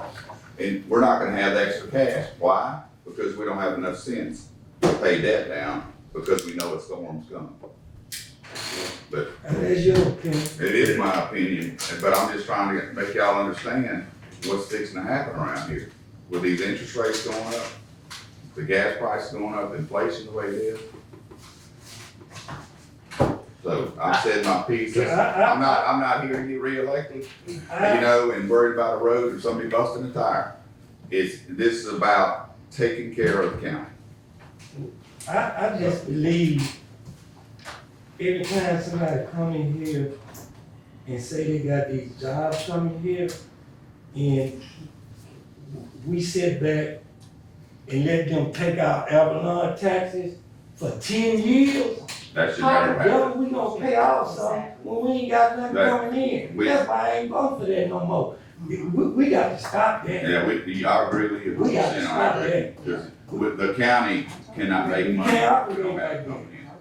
We I mean, can't sustain they ourselves. playing us for a fool, cause we desperate.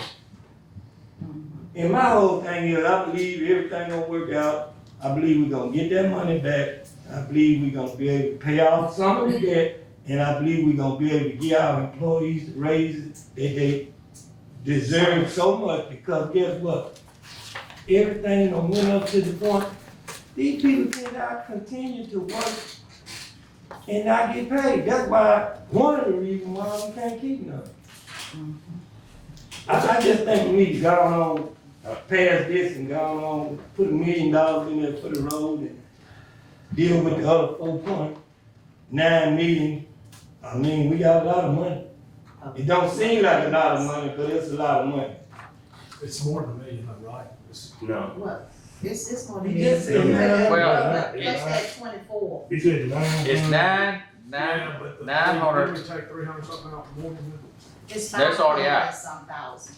That 361. Oh, you talking about that came You talking about out of that their 360? bond. It's already out. No, it's not. The last board meeting, it come out this meeting, last board meeting, Yeah. 361 come out the top. The It's bond. already gone. It's That's already already gone come before all out. these roads are broke down. I've already deducted that, run that, but we 929, 620 plus the 24 over there. So you may well say $1 million is what you're looking at to move forward with this project. Now, to answer the question for us, issue the PO, if I was gonna issue a PO, I'd issue for it all. I wouldn't issue for a part of it. The contractor wanted part of it. He wanted to wait after winter to do the other. My suggestion to the board, I do it all at one time. Reason being is just what Mr. Wilson said. Oil price is going up. That's an oil product. It's going up, and we'll get half of what we submitted if we wait. But I would submit a PO for the whole amount to lock them in, and let's move forward if that's what the board wants to do. What's your recommendation? My recommendation is to add $1 million to the 7,261,250. I'd go 8,261,250 and move forward. Any more discussion? All in favor? Aye. All opposed? Ayes have it. And I'm gonna issue that PO today.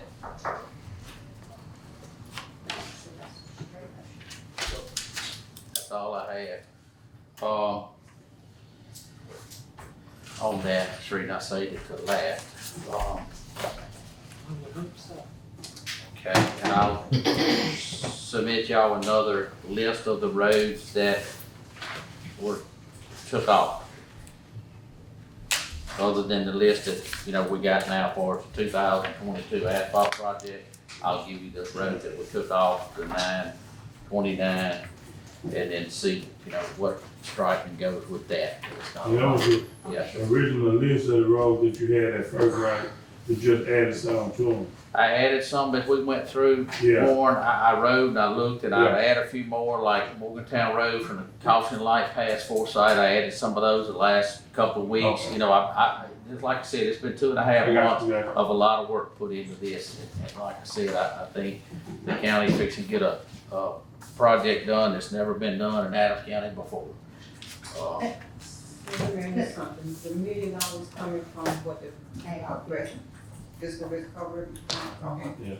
Let me ask you something, Robbie. Also, give a price on the gravel for South Palestine. I will, and that's gonna be a hard thing, Angela. I'm gonna try to look at it and see what it is and go back, because like I said, you're gonna have to put it back to gravel. What I mean by that is, we're gonna take the graders and work it back to gravel, and then see what it takes to fill in low spots, or where gravel is needed, or, things like that. That's gonna be a hard thing to do, but I don't know what else to do. I tried, I even talked to Mark Godfrey about getting us a price on,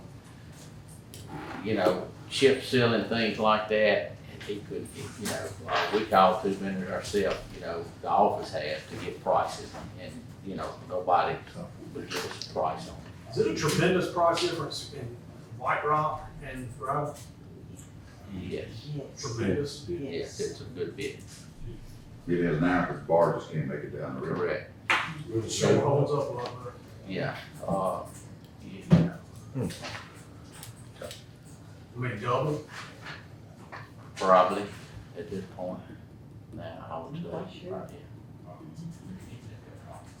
But like I said, we can put a good gravel down. As long as we stay within that thing, we're good. That's all I had. Thank y'all. Thanks, Robbie. Yeah.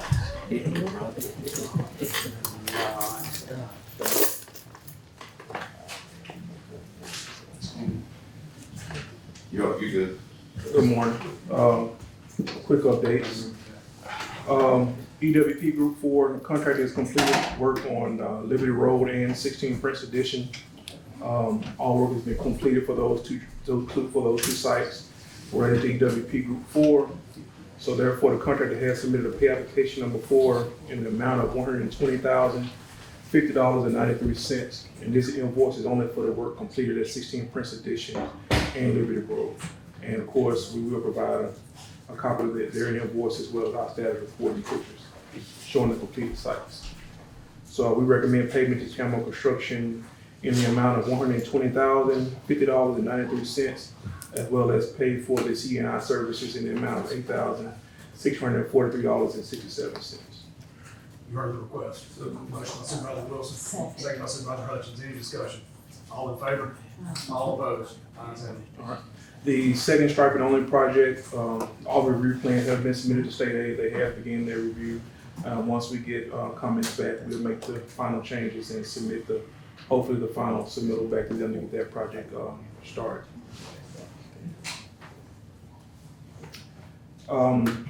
We've already talked about the MCWI grant being submitted, been approved for Morgantown Road for the phase 2 of that. Of course, that is from Dixie Road to Red Loop Road. And we'll get more correspondence as it relates to the next steps and when funding to be available at a later date. And the last thing I want to talk to you guys about is your state aid and LSBP funds.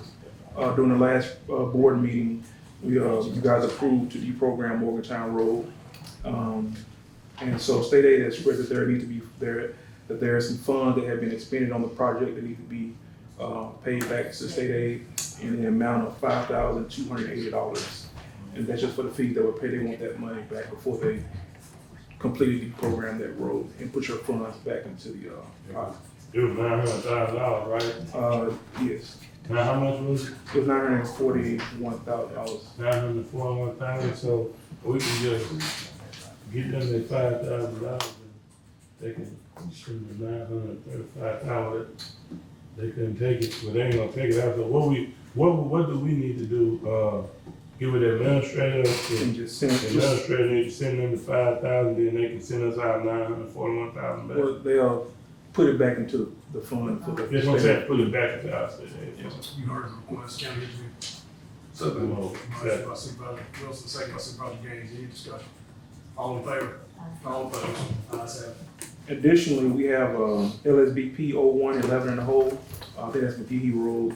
You guys chose to vacate that road a while back, but we still have funds, LSBP funds allocated for that project. I thought we deprogrammed when You vacated the road, but we didn't officially.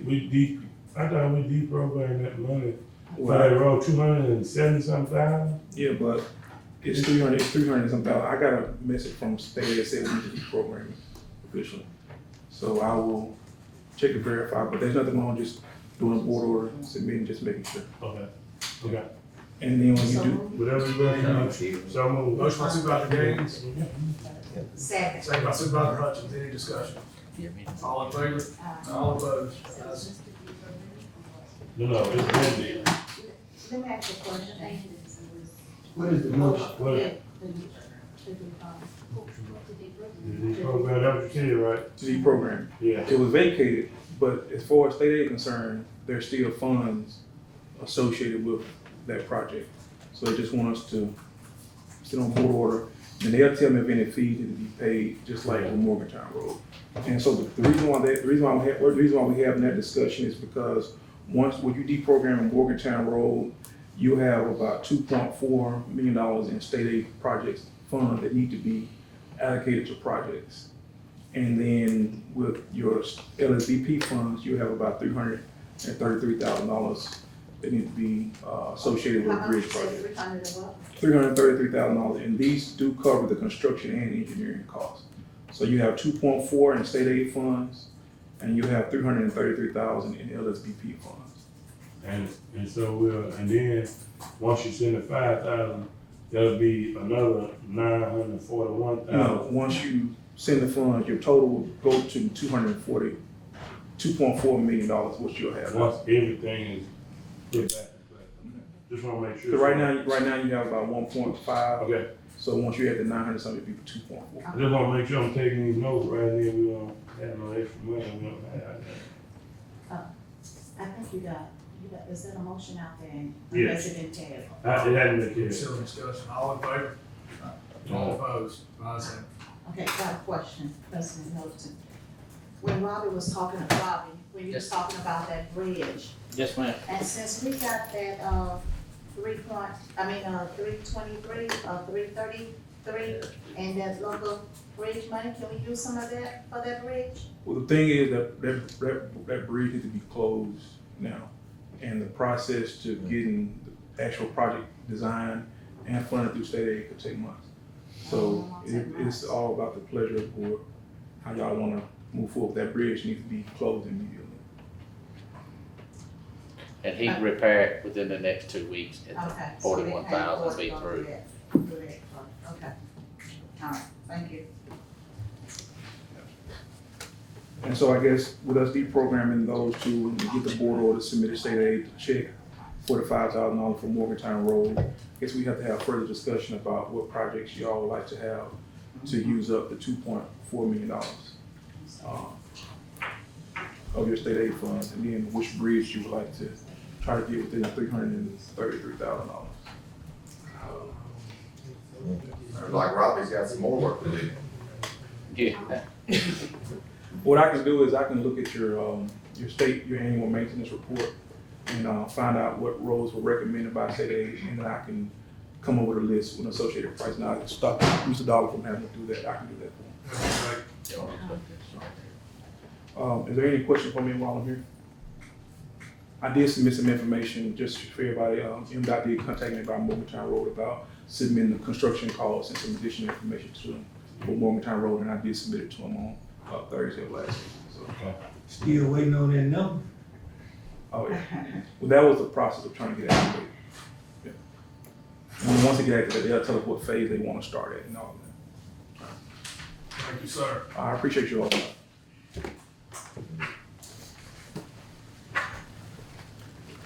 Sheriff. How's everybody doing this morning? Good. I'm just gonna say the Lord ain't gonna put more on you all than you can bear. Amen. Let me just say this starting out. The other thing I'm gonna say is please let me start coming before Robbie at the end of the year. He got all these kind of numbers coming up here. No, I'm just kidding. First thing I wanna do is go over your trash reports before I get into the other items here.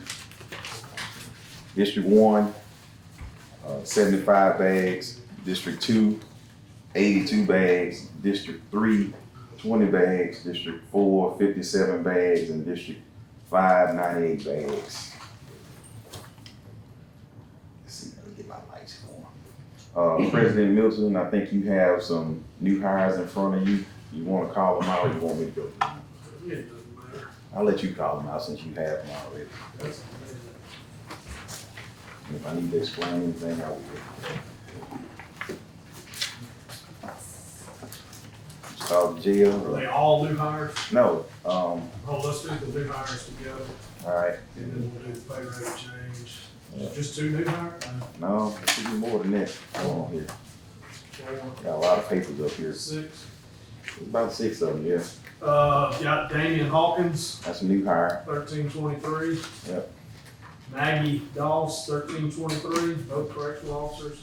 yep, Deputy Sheriff Kevin Wells at 1791. yes. Kedrick Bindon, correctional officer at 1323. And Johnny Lemons, 1323, courthouse security. Yes.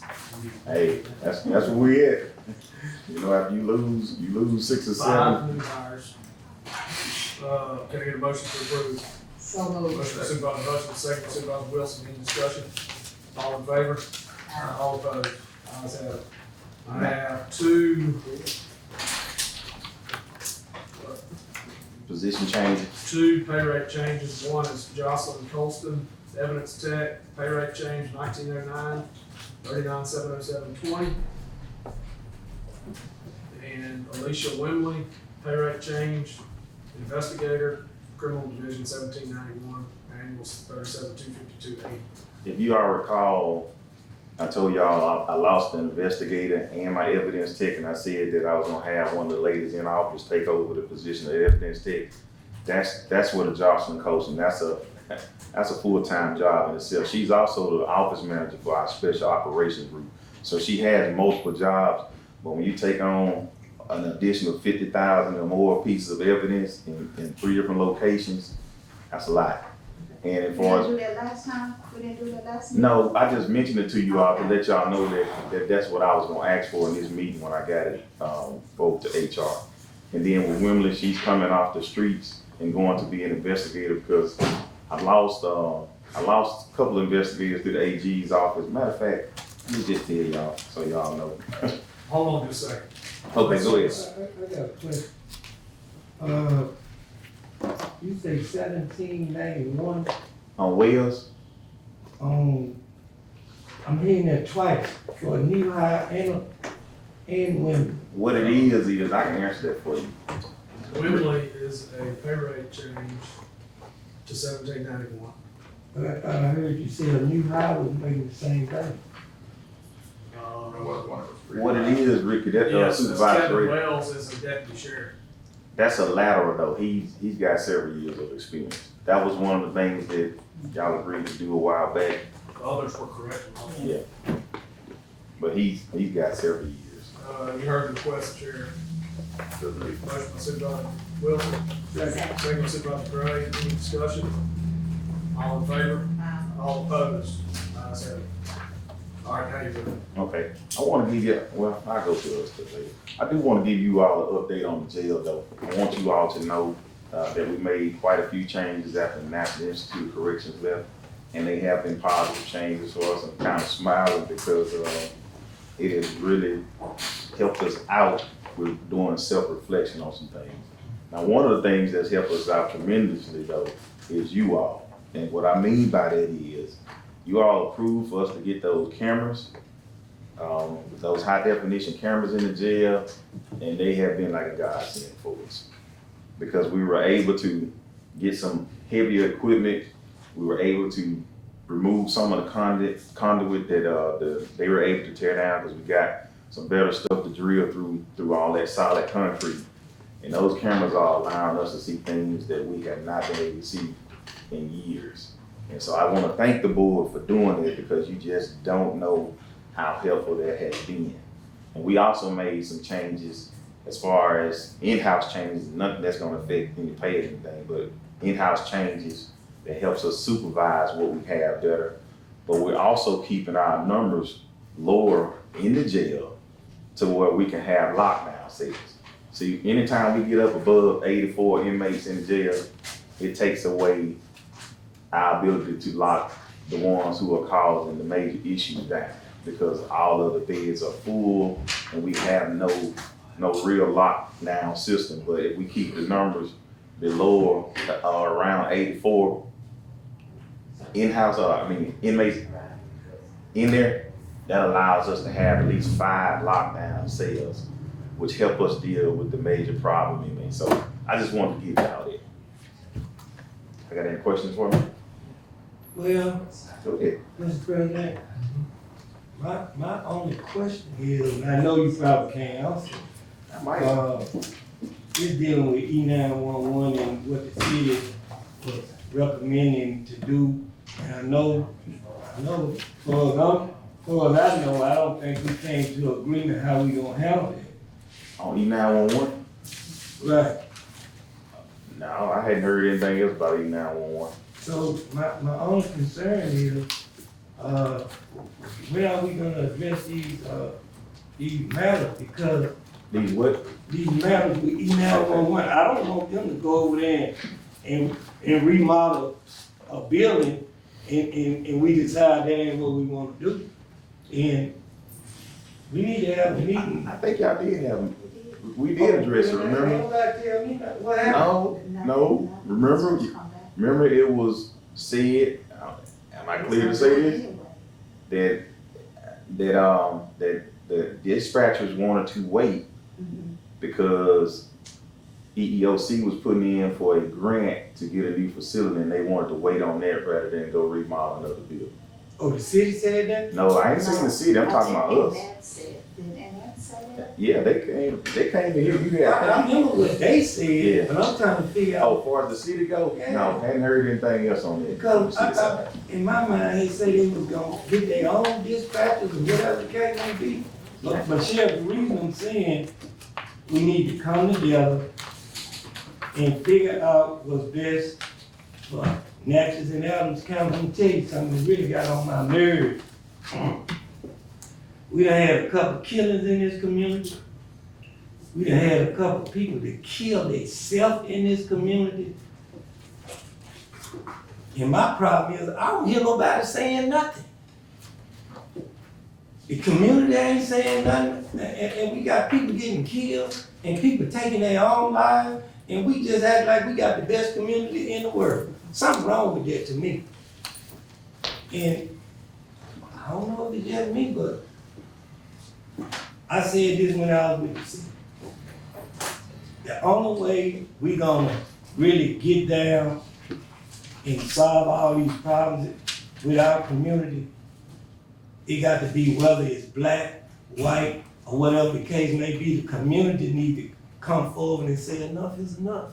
But see, when black people get killed, ain't nobody saying nothing. Now you go shoot up in the other neighborhoods, then they got a public hearing and all that kind of stuff. That ain't gonna get it. When anybody get killed in the community need to come together and say that's enough. Because we got a great community, but we just need to come together. I don't know how we do it, but I think the preachers got a role to play in that, because me personally, I ain't no preacher, but I think we got a curse on our community. And any way you get it off, you got to pray it off. So it's too quiet for me. And I would say, Mr. President, I mean, I don't know if y'all really know. I read my news feed, and reading my news feed, do you realize that Natchez is in the top most dangerous city? We number 8 in Mississippi, the most dangerous city in Mississippi, number 8 on news feed. We are number 8 according to the FBI. The FBI, I read it in the FBI report that Natchez, our historic community, is number 8. The number 8 most dangerous city in Mississippi. So it's really something needs some attention behind that. So I don't know how and where, but I think a lot of people need to come to the table again. I really do think that we actually need to come together at the table again, at somehow as elected officials, aldermen, board of supervisors, sheriff, police, just everybody, include like the emergency management people, because they are in neighborhoods and stuff like that. And I think we need to figure out a way to address it. I don't know the answer, and I don't nobody know the answer, but we need to start brainstorming together, and we can come up with some kind of idea. You can't stop it all at once, but we can start slowing it down. Let me say this on it. I'm gonna tell you, it ain't that people ain't saying certain things, it's just everything's not getting broadcast on full scale. Because anytime you talk about helping, saving lives and doing like that, that requires investment. That requires investment from our leadership and the community. And if you're not that squeaky wheel, you're not gonna get greased. And so I will say people have reached out. I can't tell you how many phone calls I've received from mental health clinicians who want to come down and do stuff within the schools to help deal with the suicide things. I can't tell you how many people tell me they can call, that have called me and called the mayor, want to offer mental health services. So it's not that it's not there. And then even look at y'all. Look at what you all are doing. Y'all one of the first counties in the state to pick up and run with Project Noah. Yeah. That is happening right now. So we can't say that we're not doing stuff. It's doing stuff, it's just not being highlighted like you were thinking. I ain't taking no shots at nobody when I say that, because in order for stuff to get highlighted, we have to keep those lines of communication open and share with the media that, hey, this is what we have going on, and we're using this to combat this on this side. So when you talk about wanting to sit down, hey, I'm definitely open for it. But I wouldn't say there's nothing going on, because you all are doing things now. Y'all playing a long game that's gonna set you up later on. I mean, I understand that, because Project Noah is one of the questions that I was gonna ask you, that I ask all the time, and I know the media's here all the time, and they even ask you about Project Noah. Well, I got an answer for you on Project Noah this morning. And so, not saying that you're not doing anything, but I'm just saying that we as a community, and I'm not pointing finger at anybody, because like you said, it's not just elected officials, it's not just the sheriff or the police. We can get together and put things in place, things such as project, you gotta put those in place because you're not getting the community help in the community environment. So it's not gonna be just elected officials' problem, it's gonna be the people in the community that have to come together to help everybody else, so I do understand. Let me say this, President Hamilton, let me say this, and you're right, Sheriff, because I get calls about, all these shootings that's going on around here. And these people are scared to death. They When are I say scared. they are scared, they are afraid. They are. Some of them say they have to hit the floor when they hear shots go off, especially in Maryland, not Maryland Heights, Holiday's apartment. And I'm actually, this Robert, to have you check with, your son again, because they have requested a light be put from Wilson Road, coming into Holiday apartment because it's so dark there. And I requested it about probably 3 or 4 months ago and hadn't heard anything on it. I questioned it every time I talked with, the Alderman Ben Davis about it. And it's supposed to be on the list, but this has been about 4 months. They say it is so dark there, and that's where they come through there, and they know this, and all this shooting going on right there. And then there's another area in their Holiday apartment area, and you probably talked with the lady too, because she said she spoke with you about it. Oh, yeah. And, they constantly having all that shooting right there, and they know where those dark spots are. So, Robbie, please check on that to find out what's going on with the lights. I spoke to Entergy about it myself. Right, exactly, because I talked to you about it, They were right. working on it at that time. Okay, see where we are with that, because I constantly get that those people over there are afraid to death. They're afraid to come out. And let me say this. I know y'all heard the numbers at the beginning where the police department had 1,000 or some calls, and the sheriff's office had 453 calls, somewhere in that number. You know why that number's lower for us though? And this is no slight on anybody. A couple months ago, you did an article on us doing proactive patrol, and a lot of things that we're catching in the county, we're preventing them. I can't tell you how many 2 stolen vehicles this weekend, Chief? 2 stolen vehicles. I can't tell you how many mass shootings, and I ain't gonna say mass shooting, let me take that word back. Let me say this, shootings that we prevented from people calling, giving tips, and those are the type of numbers that when you look at polls like the FBI did, they don't track. And so last month when we came here, y'all seen our numbers up around 600 or something? This month you seen it at around 453. And that's because these guys and these ladies are actively getting hit every day out there. Every time you hit a corner or something, you probably see a patrol car. I know we complain about the number of cars that the sheriff office has, but I can't tell y'all how effective that is when you see one of those cars roll through the neighborhood and people call for service and we show up. And that's why you see that drop in numbers. And I ain't gonna say things don't happen in the county. If you notice, they didn't give you any stats on counties, did they? They just said cities on that, in that article. You had to pay attention to that because when you start talking about numbers that the National Crime Victim Survey, which is what it's called, collects, they don't even collect all the data. And then some of the data that they collect, and I'm not saying it's bad, but they categorize people in categories where it's really not broken down the way it really should be. But that's not saying it's not a problem. Because when you look at the state of Mississippi, we're a rural state. And so when you get in this rural state and you start comparing numbers and they put up a list like that, it gets scary because, hey, oh my God, we're on this list. But look at everything else that you go to. What you see, bean fields and oil fields. Am I lying? So it ain't much there to attract this type of crime. But when you look at that list that's given on the FBI, I guarantee you most of all those cities on that list is gonna be considered a tourist town. And when you have tourists there, it's money. When you have money flowing through, crime's gonna follow because there's an opportunity to make a quick buck. So I know that list exists and I acknowledge it. Matter of fact, I probably sent it to most of you all when I seen it on it. It was shocking to me too, that we was on that list. But I don't want the idea that, whoa, the ceiling is falling. Now, do we have crime here? Absolutely. Is it targeted? Absolutely. There's no doubt in my mind. Like the most recent shootings that we had, we know exactly what's going on with each and every one of those shootings. But again, we need the citizens do their part too and kind of help us out. Cause if ain't no witnesses, no cameras, no nothing like that, the law enforcement has a much tougher road to travel when it comes to getting enough evidence to convince a jury that this person did it.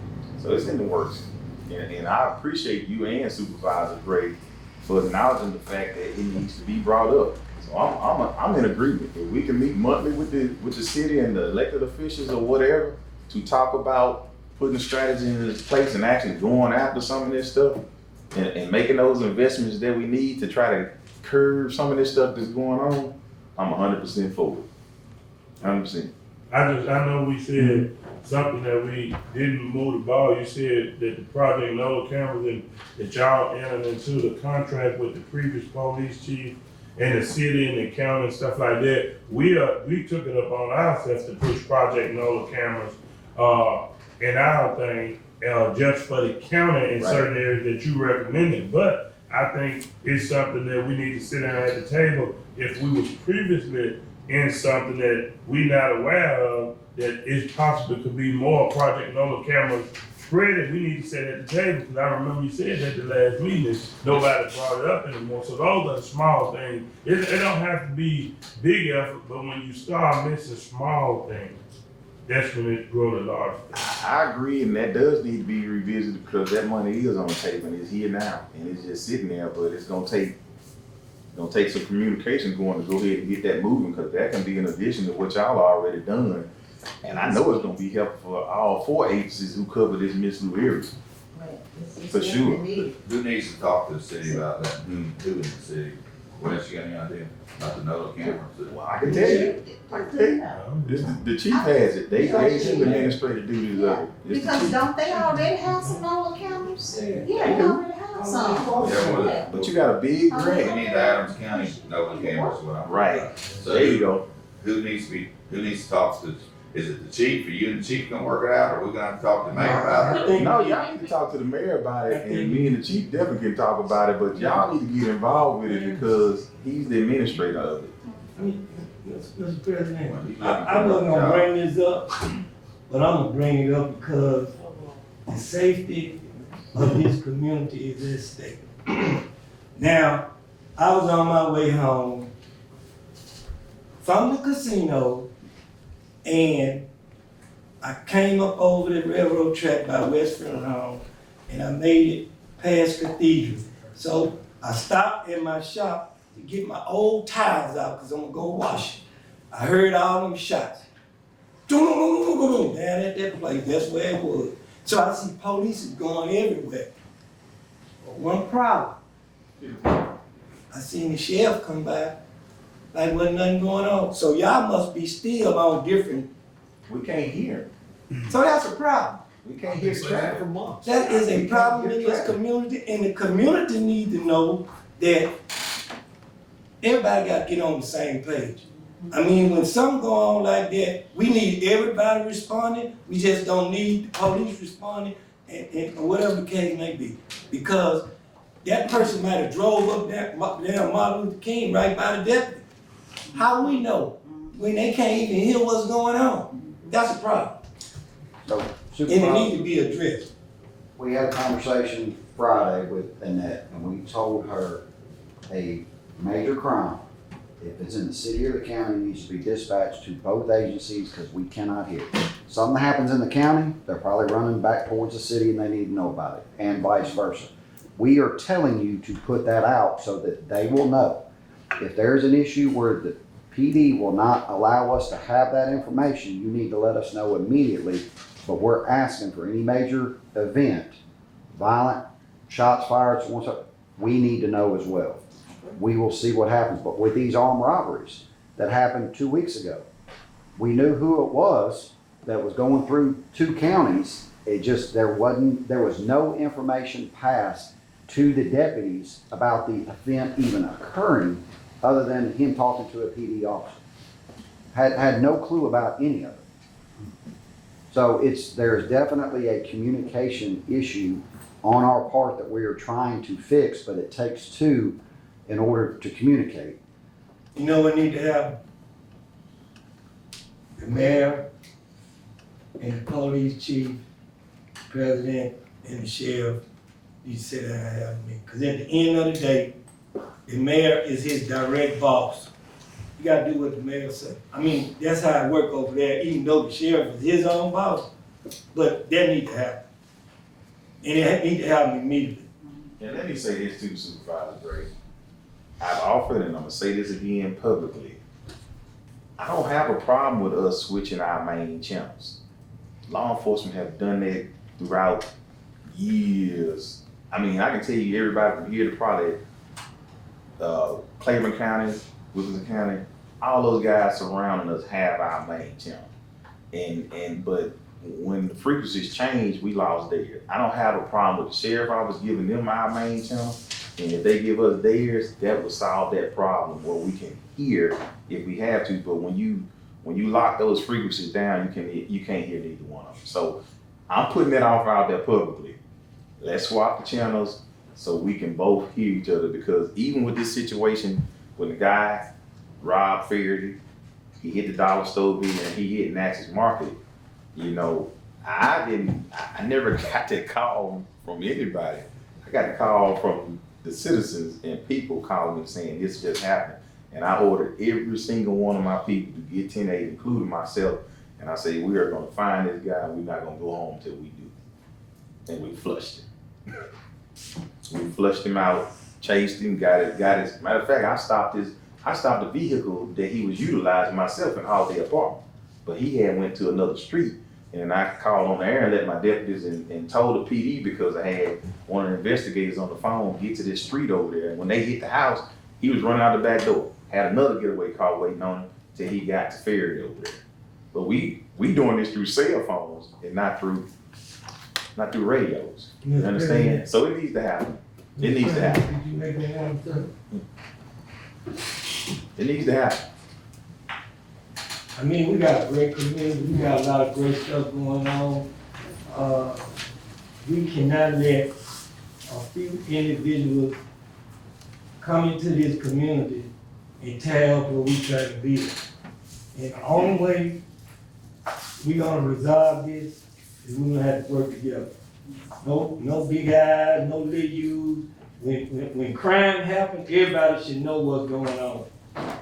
We apparently have an ego problem, or this wouldn't even be happening. Well, I don't know what started it. And Supervisor Wilson. I just know it needs to come to a stop. Yeah, the problem is, now we're putting it on the table that we have a Yes. problem, now we need to find a solution. Tell you what the solution is, we just need to swap the main frequencies. That way we can hear each other's traffic, that's it. I'm open to it, I've said it, I hope Jen print it. That's where it's at for me. Alright. You got more on that list? Yeah, I got more on this list. I do appreciate y'all addressing that though, because that's how you're gonna get to solve the problem, talking about it. And we do have some operations that I'm not gonna speak of coming up, where you're gonna see a whole lot of us. So that's on the horizon too. Go ahead and get an update on the Nola camera. Oh. Mr. President, Chair, before you say something about the Nolan cameras, please make sure wherever we put those cameras, it's lit up. I agree 100% with that. And I ain't gonna lie, I wish some of these apartment complexes thing would be required to do certain things like that as well. But where these are going, the guy's actually coming down this weekend, and we're gonna ride around and actually visit those sites. He's gonna be here the whole weekend. But they already started what they started anyway, but the main guy's coming down, and we're gonna ride these sites. See, you heard what she said, people call her. I know. And he say people call them. They ain't got to call me. I'm in the middle of a war zone. I hear it all the time. I know, we be over there all the time. I hear it all the time. So, I mean, we need to get busy. Let's see this is the text that he said. He said, they'll be back on the 16th, am I right, Chief? Yes, sir. 16th. That's the text I sent you that he sent. So he's gonna be back on the 16th, bringing the materials to do the installs at the offices, and they're waiting on 4 Sims cards from C-Spire. C-Spire has been contacted a couple of times in reference to that, but that's not gonna stop them. They say regardless of whether they had a Sims cards or not, they're installing cameras. So the hardwired cameras, the 7 PTZ cameras, and then the other 23 cameras. So all of them gonna have the night vision and all that stuff on it, but they say they still on track for what they've been doing. So you have been installing some? Oh yeah, they have been installing some, but they're coming back. They're coming back on the 16th again. I guess we completed it, if I'm not mistaken. Well, without a SIM card, they're not active, right? That's the pole cam. Yeah, that's the pole pole, cams yeah. that y'all ordered. He's having some kind of issue with C-Spire. We bought SIM cards, sent them to him, but he's going back and forth with C-Spire about some issue, and Chief Neely's trying to help him get that resolved. Yeah, so it's not stopping. It's not stopping what they're doing. I do want to let you all know that Nikita Stone, he used to work for us at the sheriff's office, and he used to work for the National Police Department. He passed away. I think it's Friday, if I'm not Thursday or Friday, if I'm not mistaken. And his funeral will be tomorrow at 11 o'clock at Sunset Cemetery. It's gonna be out there in the cemetery. Okay. I do have a question for the board though. Are there any ordinances in place concerning the marijuana dispensaries or marijuana growth? It's on my list right now. Okay, all right, 'cause Trying to keep a good guy right now. We don't have nothing outside the city limits, right? Nothing that we adopted, that's right. I'm gonna say this, and I ain't gonna get into this, but I do want to bring it to you all's attention, that the landscape and law enforcement is changing. When I tell you, and Ms. King, you're gonna see some overtime come through, and it's because we're very short-handed right now. I want to make y'all aware of what we lost in experience, and we're working hard to combat that. Between January the 1st and December the 31st of this year, this whole year, we've been fighting to keep our people, and I'm not gonna ask for anything because y'all already said what y'all gonna do, and I'm taking y'all at y'all word on that. I just want to make y'all aware that we've lost 9 deputies. 5 of them left for state, because the state changed the pay. When they changed the pay up for the state, Mississippi Bureau of Investigations, the Highway Patrol, and all those state officers went up to $50,000 a year. 3 of them are taking, 3 more we lost to the Attorney General's office as well. And so that was 1 deputy, 4 corporals, 1 sergeant, 1 lieutenant, and that altogether that's 5 frontline supervisors and 1 command staff. And so when y'all talk about pay and taking into consideration things, I just want y'all to keep that in mind. We fought hard and we love our people, but it's kind of hard to compete when you can go to these other agencies and make that much more money and still be assigned to your area, which is what they're doing. Some of the, matter of fact, the AG's office has created an office down here now, just so these people don't have to relocate. And I'm not trying to compete with that, but I just want y'all to keep it in mind as y'all talk about changing and raising salaries for those cost of wage adjustments that you're looking at making. And I gotta say, when these people came to my office, that most of them, I would say 90% of them came in with tears in their eyes. They were crying because they loved the sheriff's office, and they said that they would take it with them if they could, but they couldn't, and it was hurting them to do it, but they gotta do what they gotta do. And so, on one side you hate it, it hits hard when you lose somebody that you bled and sweat with and grind and put so much in, but on the other side, you really can't knock them because they're taking it to another level and gonna be able to better support their families. So I thank y'all for what y'all have done so far, and just asking you all again, I ain't gonna go through the whole thing right now because I'm not asking for anything right now because I know where the county stands at. I just want y'all to just keep that in mind that that's what we up against. And even in all fairness to the Highway Patrol, they just lost 5 troopers to Texas. It's a pull on law enforcement. And if you got good law enforcement that's certified, that's trained like we do, you got to kind of fight to keep. All right, the last 2 things I'm gonna say is this. one of the things the National Institute of Corrections made me realize about the jail, I really had to go back and do some analyzation on it and why some of the things we were struggling with. And I wanted the board to understand is what I came up with is that back in the day, you know, the way the jail was designed originally, it was designed to have your blocks controlled by inmates. And that's why you have so many blind spots that you can't see. And the ones of you all who have been up in that jail, you realize how some areas you just couldn't see in. So now we're going from an inmate controlled facility to a facility supervised by guards. And that's what caused a lot of the changes and the friction that you have over the years. So I just wanted to put that out there, just for you all to think about. When you think about how when you walk up to that cell, you got one door and then you got the next, and then you can't see anything around it, that's because it was designed to have the inmates run the blocks and not the guards. The way we work it is we want the guards running the jail, not the inmates. Just a thought, I want to put that out there.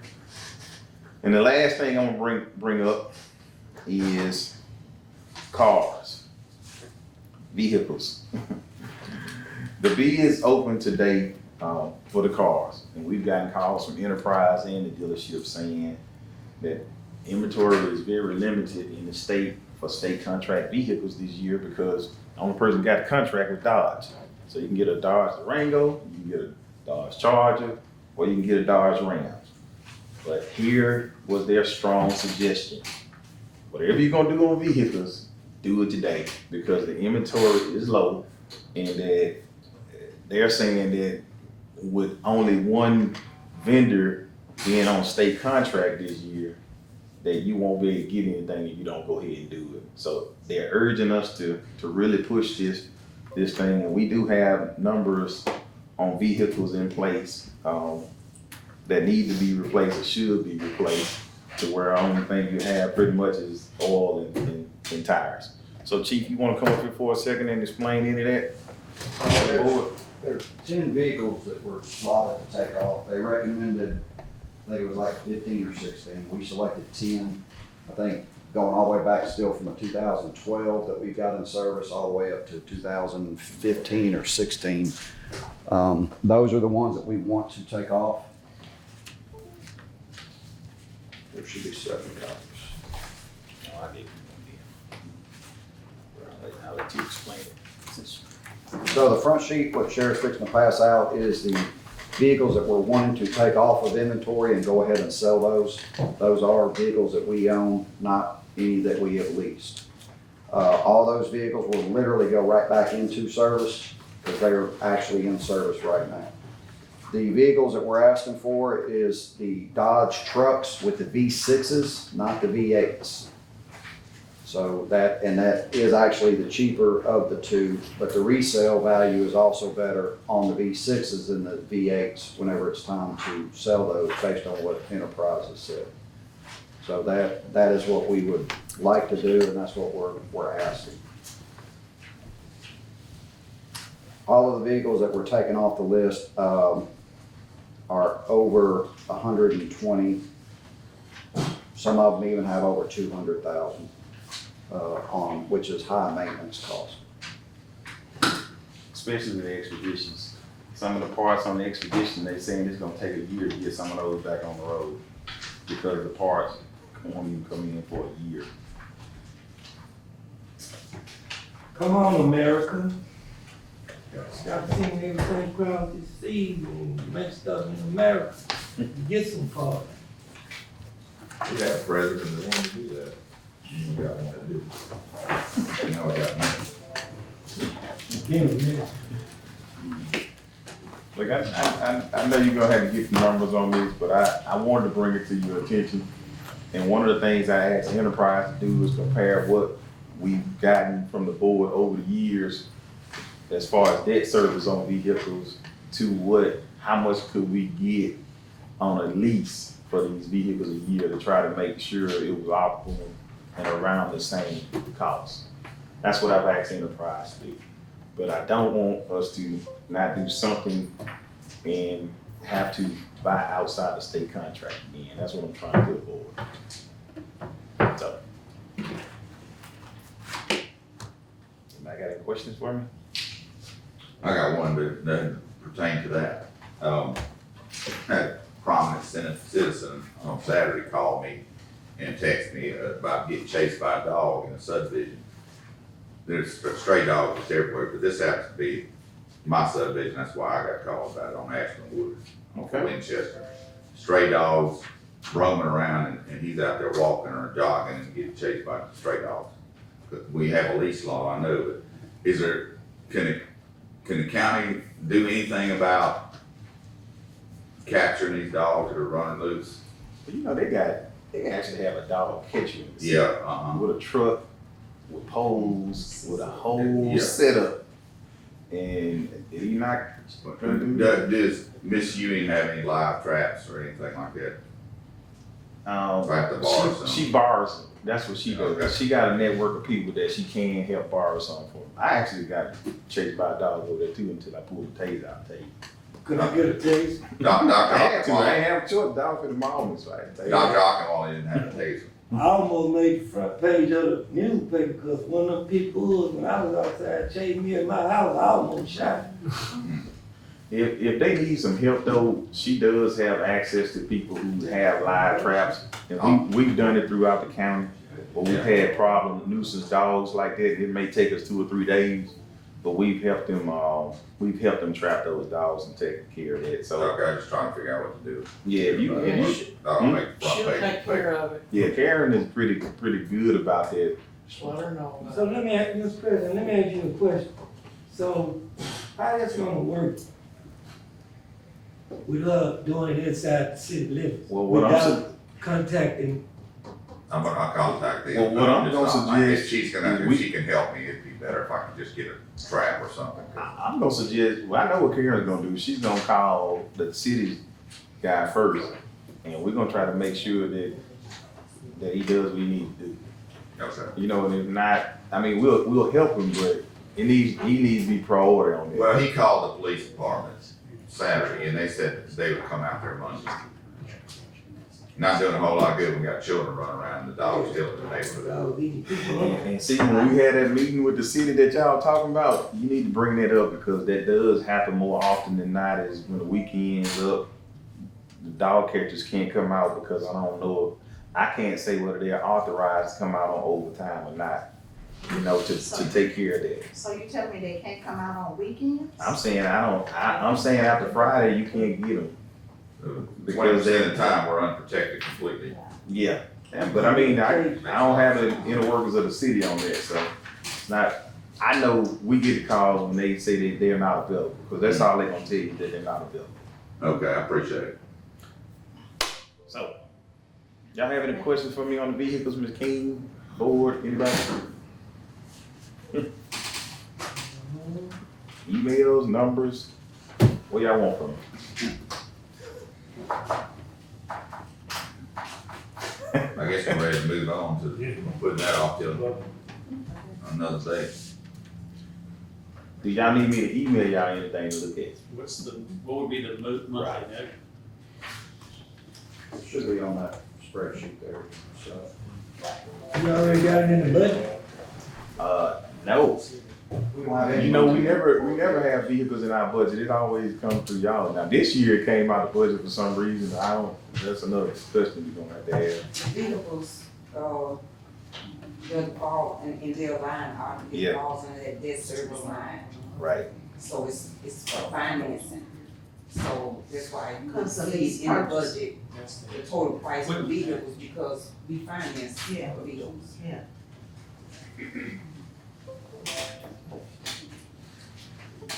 So this is the first thing I guess, you know, I guess these are invoices from Enterprise, but I think purchasing clerk has to go out and search and say if she can find it tonight. Yeah, You gotta give a purchasing like, Yeah, purchasing needs to do whatever. Now, just to be straightforward with you all, TJ just sent me the numbers, and based on the debt service that we've gotten over the years, versus the lease, what we've gotten in over the years, I think it was between 220,000 a year for debt service. that would get us 7 vehicles under the lease. That would at least get us 7.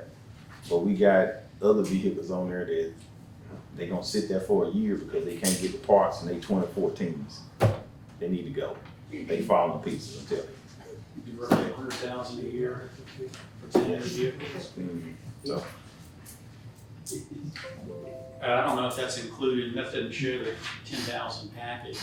I'm about to send this to you now, Scott, and I'm gonna send it to the board too as well. Everything's so confusing. I'm not gonna, I'm You not, don't share the enterprise though.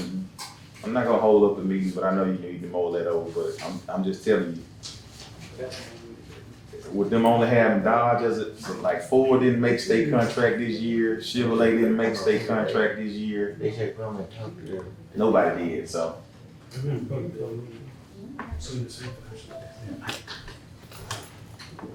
That's all I have. Public comments. Yeah, I'm just come up here and tell. Just stand up to the podium and state your name and address, please, sir.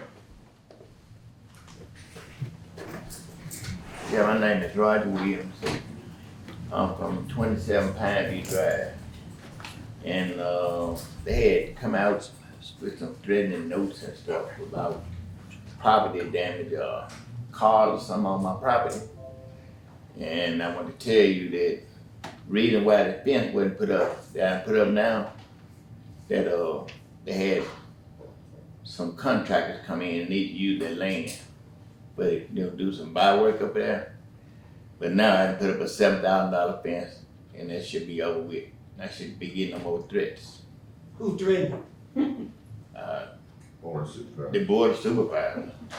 you? In district 4, on supervisor, don't threaten you and me, I ain't threatening. I mean, you talked to me about putting a fence up, I Right. did that. You know, Right. you and Warren talked to me about putting up a fence. I done that Talking time. about that, The notice. the notice. Yeah.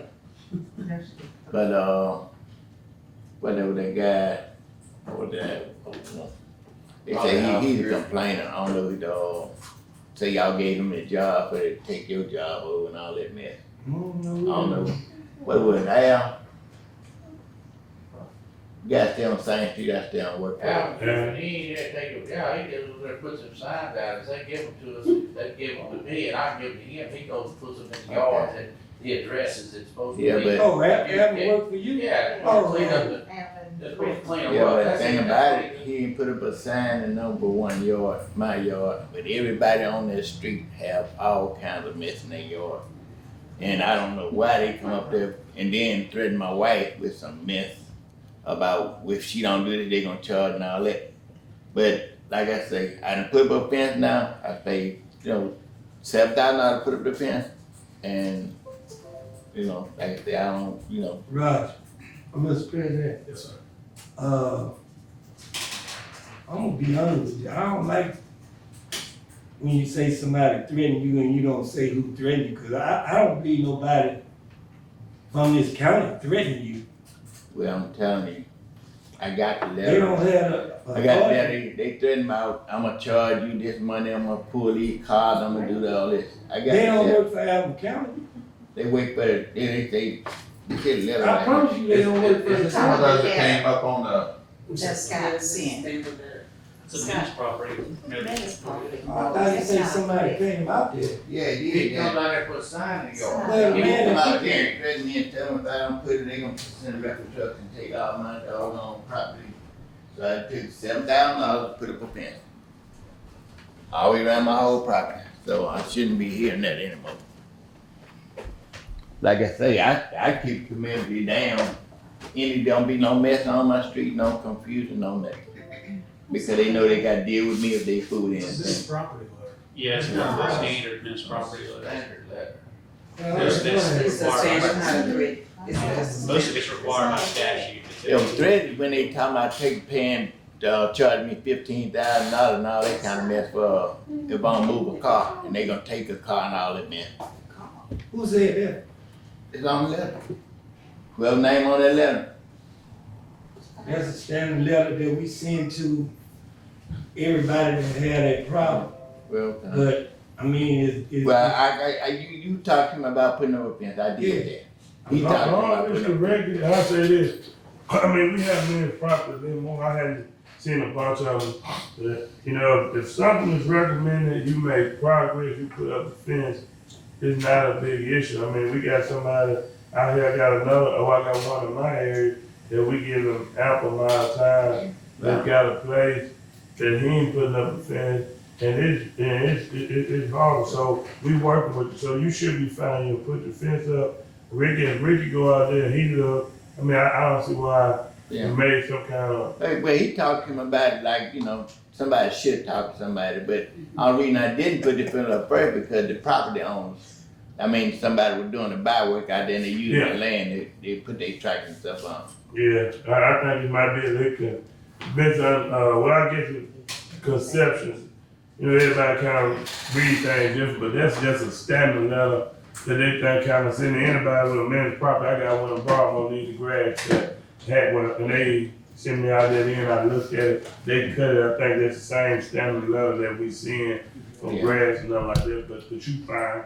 I mean, if the improvement been made, if you looked at it, the fence up, I mean, we should be fine. Yeah.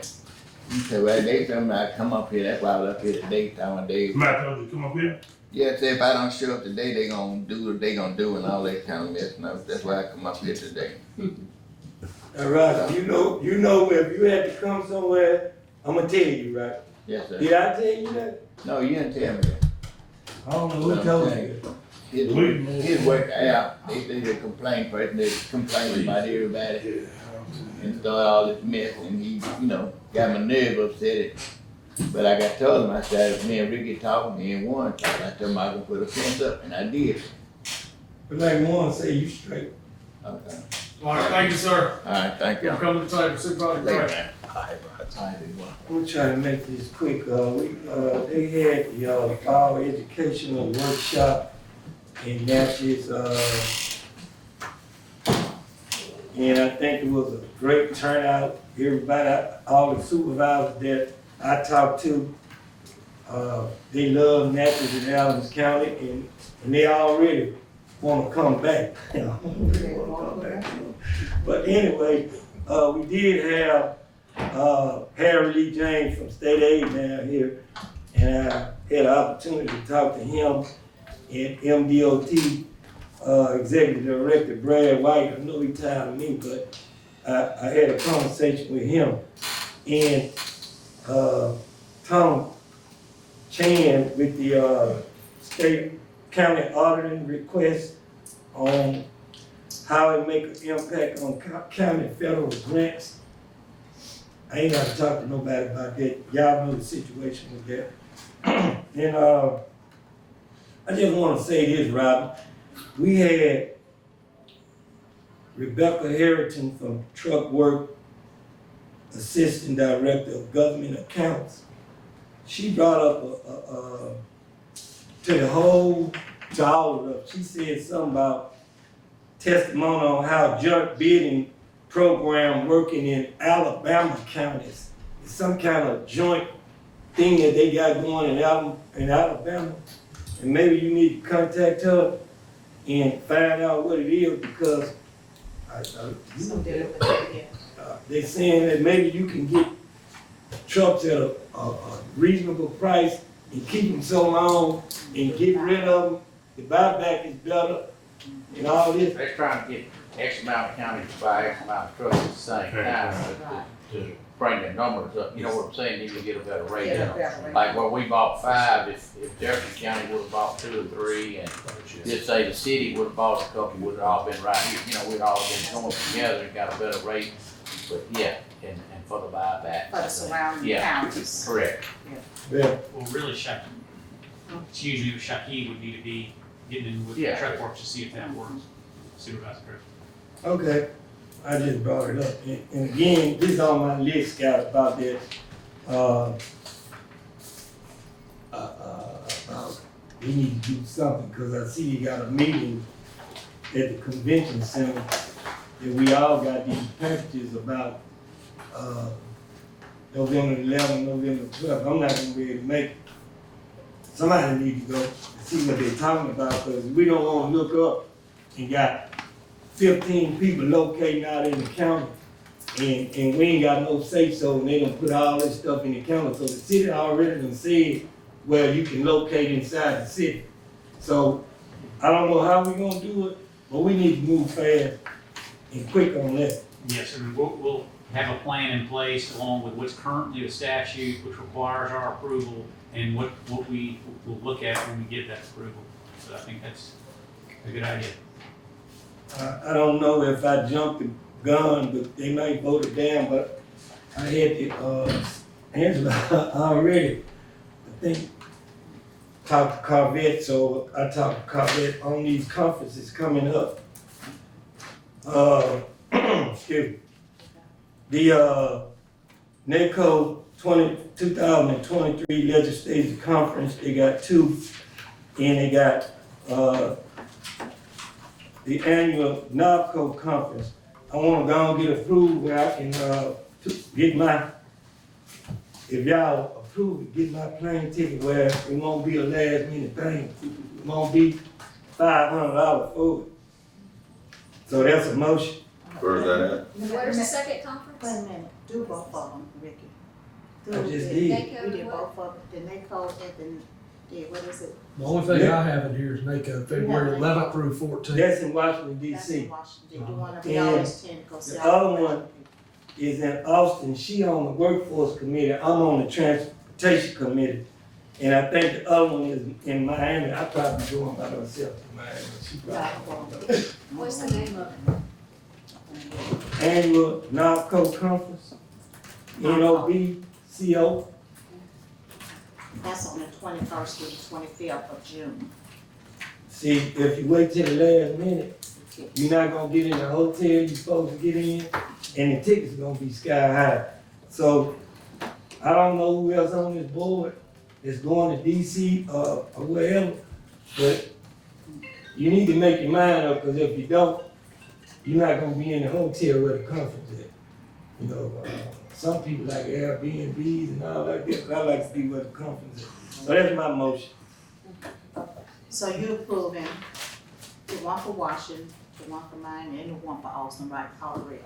Got a motion by Supervisor Gray, got a second by Supervisor Gaines, any discussion? All in favor? Aye. All opposed? Ayes have it. And last, don't we need to approve the interfund along with the, self-funding help, or you gonna wait till you get to that? You got that? I do, it doesn't, well, it doesn't matter who does. Well, I'm gonna wait till it get to you. I guess when we make these interfund laws, they say we need to approve it and run across the minutes. Mm-hmm. And the last thing, my sympathy goes out. Michelle mentioned, Nikita Stone, I'm a few years older than Stone. Stone grew up pretty much in the same neighborhood, went to church together. I've been knowing Stone for a long, long time. And I know his family, and my sympathy goes out to Keita Stone family. And you say that funeral is when? 11 o'clock tomorrow. 11 o'clock tomorrow. Great side. Levi family, Callaway family, the attorney for the city lost his mom. The McNeil family, the Young family, the Brown family, the Manor family, the Buchanan family, the Butler family, the Hunt family. And we did lose, was he still on our board at Coleman, Winkworth? Yeah. He was. Yeah, he was. Well, he passed, Mr. Roy Winkworth, and the Marks family and the Mosby family. He just called to be reelected. That ain't him, that ain't him. That's the other guy called. Oh. There's another guy called to, be reappointed. Yeah. That wasn't Roy Winkworth. That was another guy. Did he call you? Yeah. But it wasn't Roy Winkworth. So, and my prayer goes out to our, volunteer firefighter, Mr. John Mayfield. Hope you get well soon. And, that concludes my And I just want to say this before I finish, Supervisor Wilson. With the ARP money, we might not be able to spend $4 million on debt service, but I agree we need to spend something on getting the debt down. I do agree with that. That concludes my report. Supervisor Hutch. All right, my report is, I'm gonna, kind of piggyback off some of the things Supervisor Gray was talking about. We had a workshop with state aid, and it was a good workshop. They talked about state aid funds, and they said we could probably use state aid money. We need to start using it for some, pretty much anything we could use it for. And maybe started doing some roads with state aids and look at our state aid roads and do some more roads with the state aid funds. We need to start using. I was gonna get with Angie, see just how much state aid funds we have left in there now that we can maybe use some for also. They talked about the use tax money. And they say you can almost use it for anything. The use tax money, they talked about you could even buy roll equipment for. They say before you do purchase roll equipment for use with use tax money, to check with the state auditor just to make sure they know counties that have used use tax money to purchase roll equipment for. Then we talked about the local assistant in trial, that we was getting funding for it. We was getting some money for it. We talked with Brandy, we have received it. We received like 156,869. We can also use that to pay down debt service, they said. So that's a fund we can use to pay down debt service. Okay? Okay. So that's a good thing too, we can use. I think George gave me the information on the striping. So that's pretty much all I have. Vicky got the rest of the stuff approved. That's all I have. Thank you. Supervisor Wilson. Okay,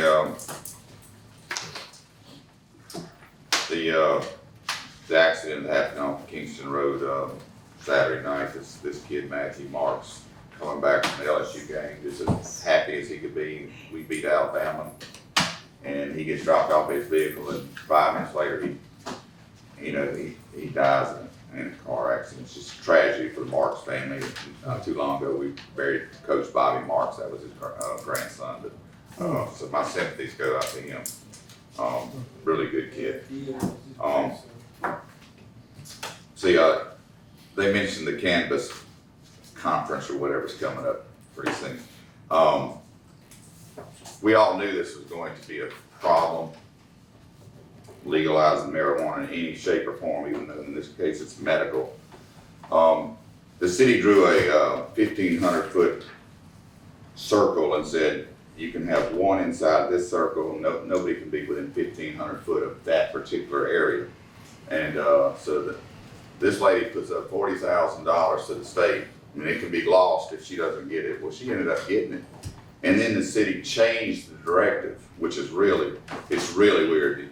I know y'all don't not believe what I'm saying, but it's fact. I don't know if the city was kicking a can down the road or what.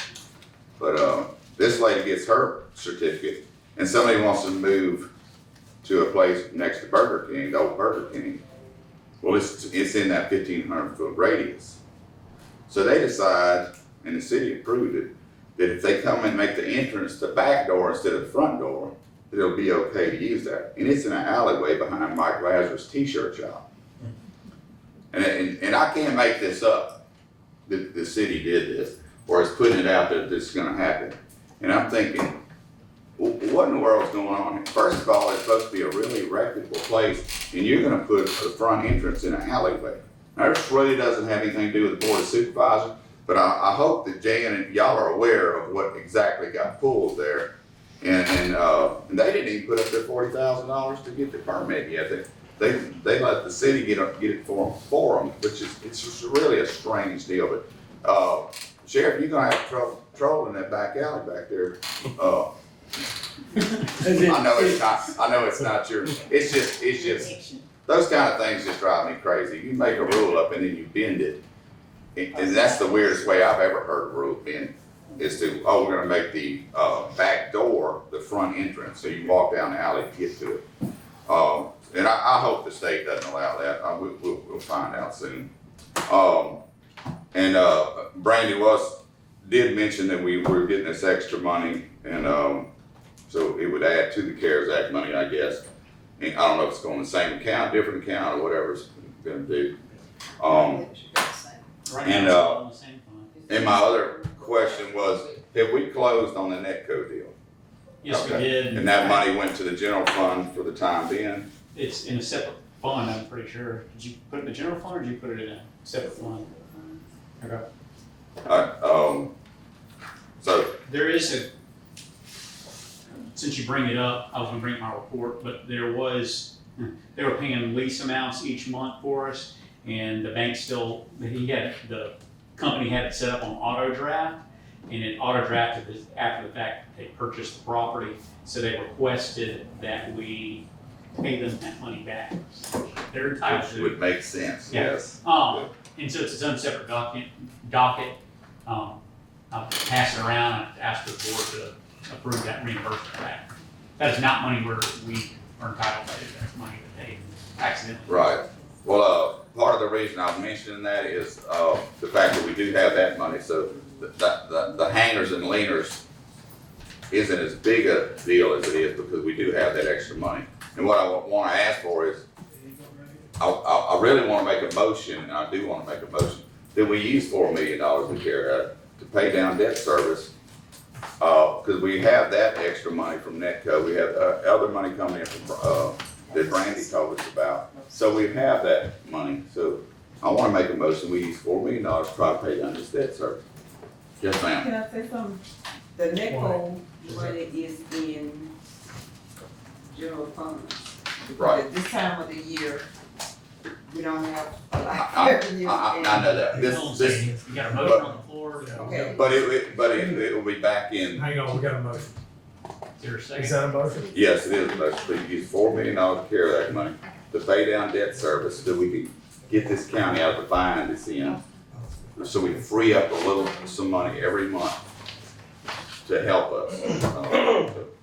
And I don't know who's gonna pick what we're gonna pay off, or if we're just gonna use it on the highest interest note. And I don't know if we can do it on the IP property or if there's a problem with that, because that's one thing and then this is a discussion, isn't it? Gotta be seconded before. Need a Okay. second. Can I get a second? I'll second the motion. Any discussion? Mr. President, Yes, sir. I agree with Supervisor Wilson that some of the money need to be paid to deal with debt service. And until we figure out what's gonna happen with the 1.8 and a lot of this other stuff, I just can't commit to the 4 million right now. I just can't commit to 4 million. Let me ask you some question. And I agree, some of the money need to be used for debt service. But it's like Supervisor Gray said, and I'll continue to say that I want to see some things happen that would benefit this county. I was also looking at, some other water issues that could be used for this money, because they did say that we could use ARP for helping residents with water issues. Again, I say the conference tells you a lot about this ARP money, and they say that was one of them. And I been requesting that we put $45,000 aside for that issue with water. And I'm quite sure probably Supervisor Gaines and Supervisor Gray had a water issue. Then they also said we need to take care of broadband. Broadband is very important, and every county is taking care of broadband. And until we can look at some of those things, then I'm willing to make use of that service for debt service. With that being said, I did have a phone call the other day with Chandler, and there is some funding available reach out to Chandler. There's some grant funding, 100% grant funding available for rural water districts. Yeah, when we was at that meeting over there, I did reach out to someone about that, about the, funding for the water issues. But until it's approved, I don't want to commit to saying that.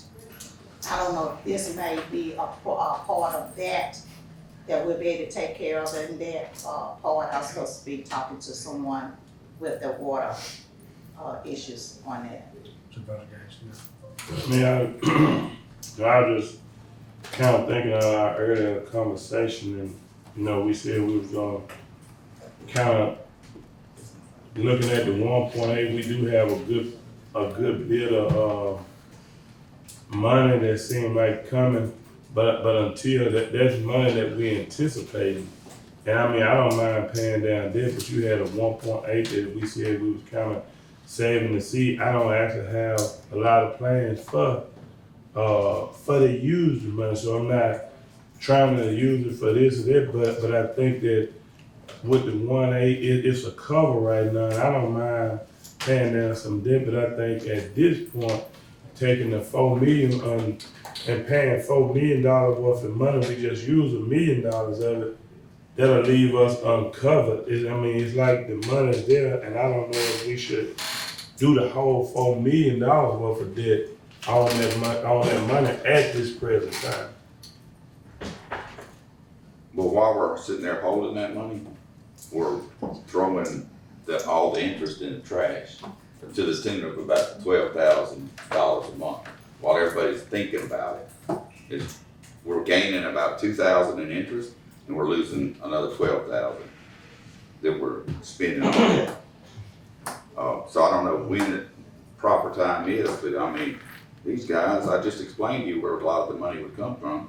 You got actually it's $336,000 coming from what Brandy told y'all about. And we sold the Netco property. It's in the general fund for right now, and we'll get it back, and it can be paid to use for debt service, or we'll have it to cover the leaners and hangers if it doesn't pay.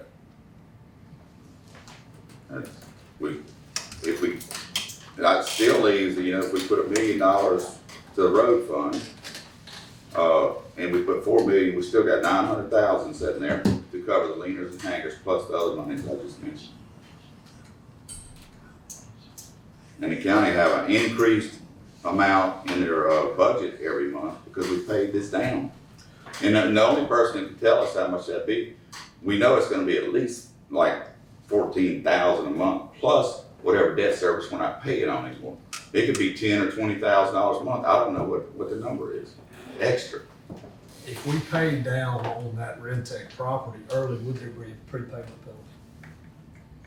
We have to look and see. Mr. President. How much, excuse me,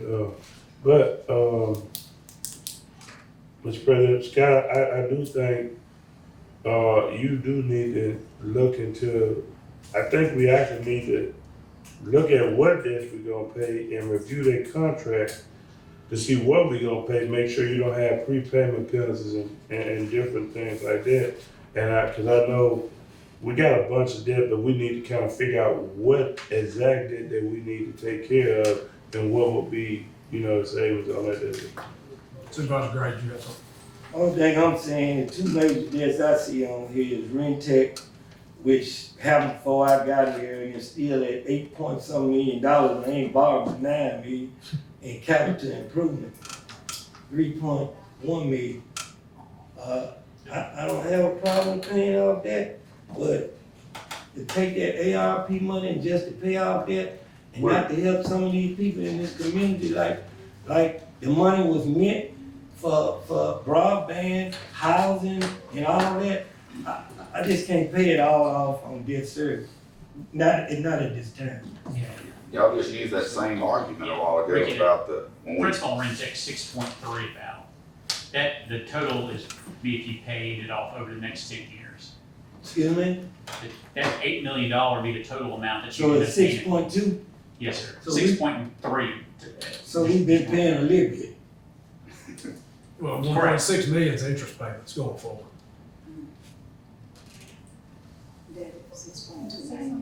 So, Miss King, what you say what we gonna be paid off? Ain't some of this stuff gonna be paid off? Well, if you look at the card, say mature dates, we're gonna pay everything that say FY 23, it's gonna get paid off this year. So. Capital improvement gonna be paid off. No. No, 33. That's 33. Oh, 33. So if you're looking at 23, all of those gonna be paid off. Anyway. Yeah. So can I make a recommendation or am I not allowed to? Yes. Okay. My recommendation would be to pay off the capital improvement. Because the principal is $2,607,000 because you're eliminating the interest. It's just my opinion. It may be some of these older, smaller debts that are, But the smaller ones are gonna get paid off well, anyway this year. yeah, I got some of them circled that are Yeah. off, coming off. This year, everything is say 23, Yeah, so that's quite a bit. And I see some that's even small that maybe 2025 or something like that. We could use that. 23 totals to 57607. The 23 pounds. Yeah. I mean, to- that's getting, 57607. So I'm not looking at, I'm talking like this one where we got supervisor in corner people, maybe 33,000. You know, all those little smalls, that 2025 and stuff like that. Local assistant and trial, that money can be used to pay off those debts. what is the debt service? What do we pay a month on the capital improvement, or do you do it by quarter, or do you do it by year? once a year. How much is it a year?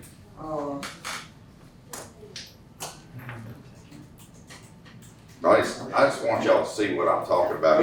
You're looking at a $3 million,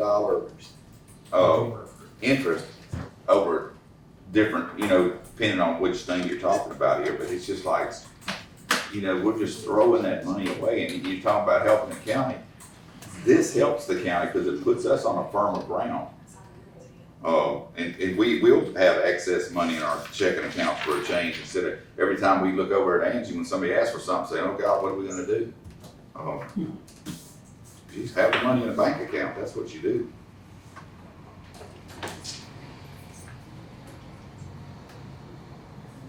That money will go so fast. And If be we back need- all again. If we nickel and dime it to death with other stuff and not hit this really, really hard, this will be a huge impact on the county. I think it'll take Angie a while to figure out exactly how huge the difference it'll make, but as soon as we pay it off, she'll know.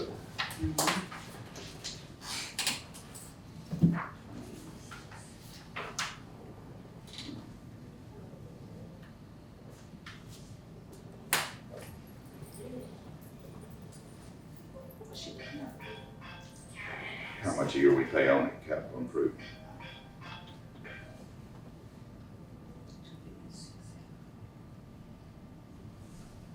Hadn't we, do we $1.7 request the million MD is to gonna be paid analyze off this? in 6 years, We did it.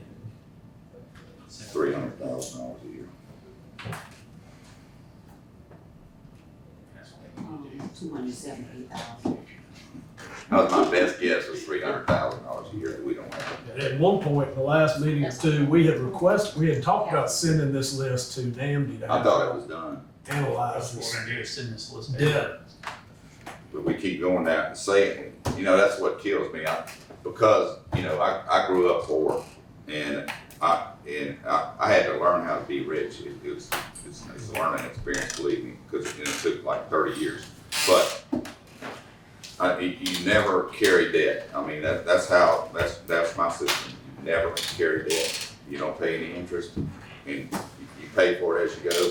And so many people just don't get that. They get these credit cards and it wipes them out. I need a new car or whatever. If you don't have the money to buy a new car, you don't get a new car. Just the way I do it.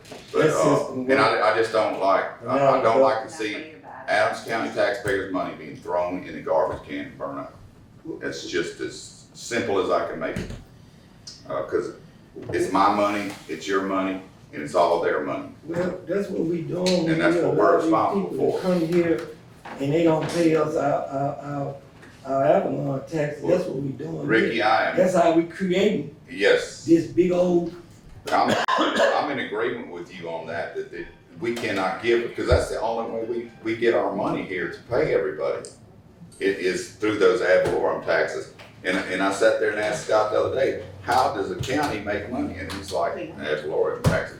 And you know, every time we bring a project into this county, the only person that benefits from it is the city, because they get all the sales tax and they get the heads on bed taxes on everything that comes into the city. County doesn't basically get anything. The schools still get their regular millage too. we the only one don't get nothing. Exactly. So that's why we have money. We need to pay our debt down, and it'll free up money for a long time to come. Well, what they really need to do with the law is make it a break on both school and the county, and we get half or something like that. You still gotta incentivize people to locate here, but we can't afford to improve the infrastructure, provide them the infrastructure to locate here, so it comes right down. We gotta have a better We got a system. motion out there in a second. So, county administrator's recommendation was to pay off capital improvement, which is 2.6. Then we also had the option of getting this list to our financial advisor to come up with a plan. Do you want to continue with your motion? Well, let's see what happens to it. If it dies, it dies. If it, you know, but we're gonna keep addressing this until we get something done. I feel that the list needs to go to Andy. How quick do you think he can get us some information? Probably fairly fast. Looking at the list, looking at what's causes arbitrage, looking at the interest rates. And motion was more of a resolution at any rate, which is, because the supervisor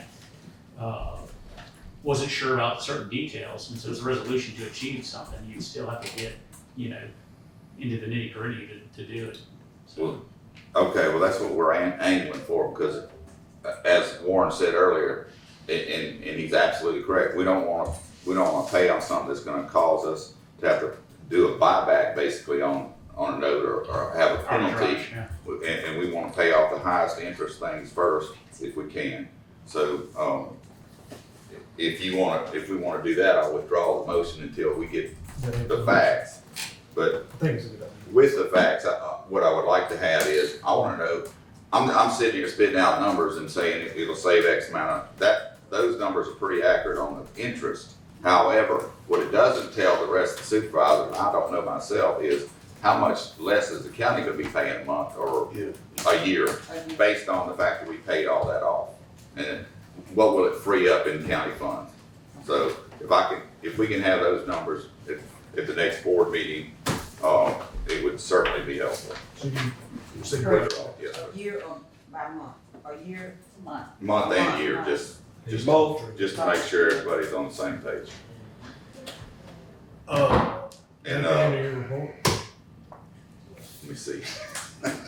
I think I pretty much covered everything. I probably said a lot. We'll come back to Warren. I'm done. Thank you. Okay. Did you withdraw his motion? Do you need another motion on this to, on the capital improvement and to send the list to Andy? We've already approved the list to Andy. Okay. Right? We already approved the list, send the list to Andy. Do you need a motion for that? This is the list I was gonna send to. Yeah, but we've already approved that, right? Yeah, that's what it's gonna be. And he's gonna dissect it, right? Yes. And tell us what to do. You're gonna give us financial advice, so that'd be what I think. Yeah, I mean, we talked about that last meeting, and I thought this was part of that, but I guess he never got it. This list. We just got this list, so. Okay. Get it done.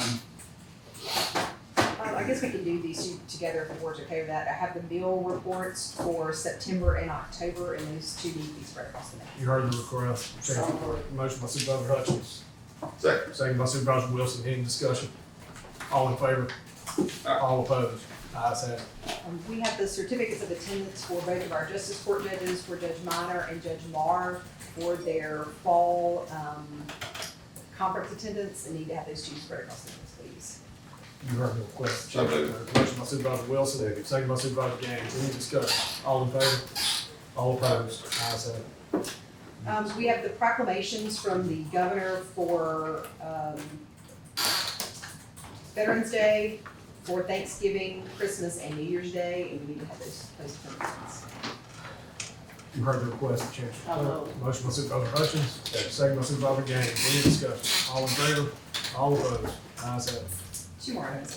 We have the contract with Bridgers firm to continue on working with us. This is for the 2021 audit. We need to have approval for the president to sign off on the contract and for the departments. You heard the request, Chancellor Clerk. Can I So get a motion? Motion by Supervisor Hutchins, second by Supervisor Gaines. Any discussion? Yes, sir, Mr. President. I got, on this email you sent out, Mr. Attorney, everybody, taking care of their business with this company, because you sent out an email with certain departments. Yes, sir. They're doing it. It was an immediate response from everyone. It was great response. They got it in, and I think they're scheduled to be done, what? They're saying middle of this week. The week Middle of this week. with So compliance. just a great it's just an outstanding response by the county as a whole. Okay. And they're just super impressed with how quickly we're getting onto things, and, you know, they're loving Adams County, and we're loving them.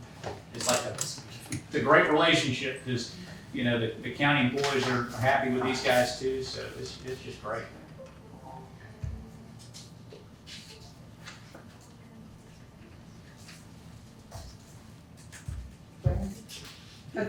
Oh, no, I know. That was a motion. Yeah, we had, Yeah, yeah, period. All in favor?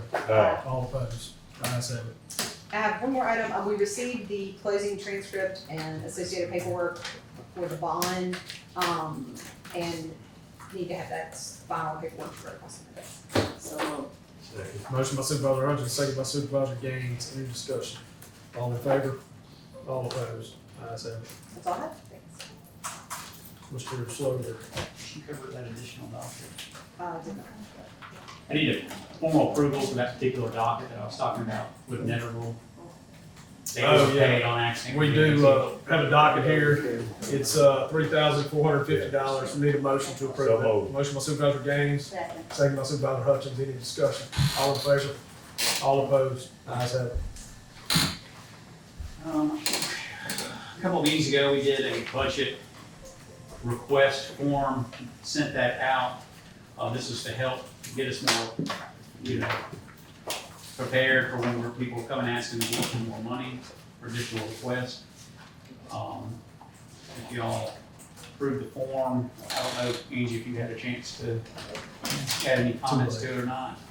You think it looks good? Motion by Supervisor Hutchins, can I get a second? Second by Supervisor Gaines. Any discussion? Any discussion? Mr. Attorney, I thought I read something saying once you adopt a budget, I'm gonna approve it, but I'm gonna show you something I did. Go ahead, Mr. President. You good? I'm good. Scott, What's that? you're up. You go. Improve. Okay. We need to. You got carried. Oh, that was discussion. All in favor? All opposed? Ayes have it.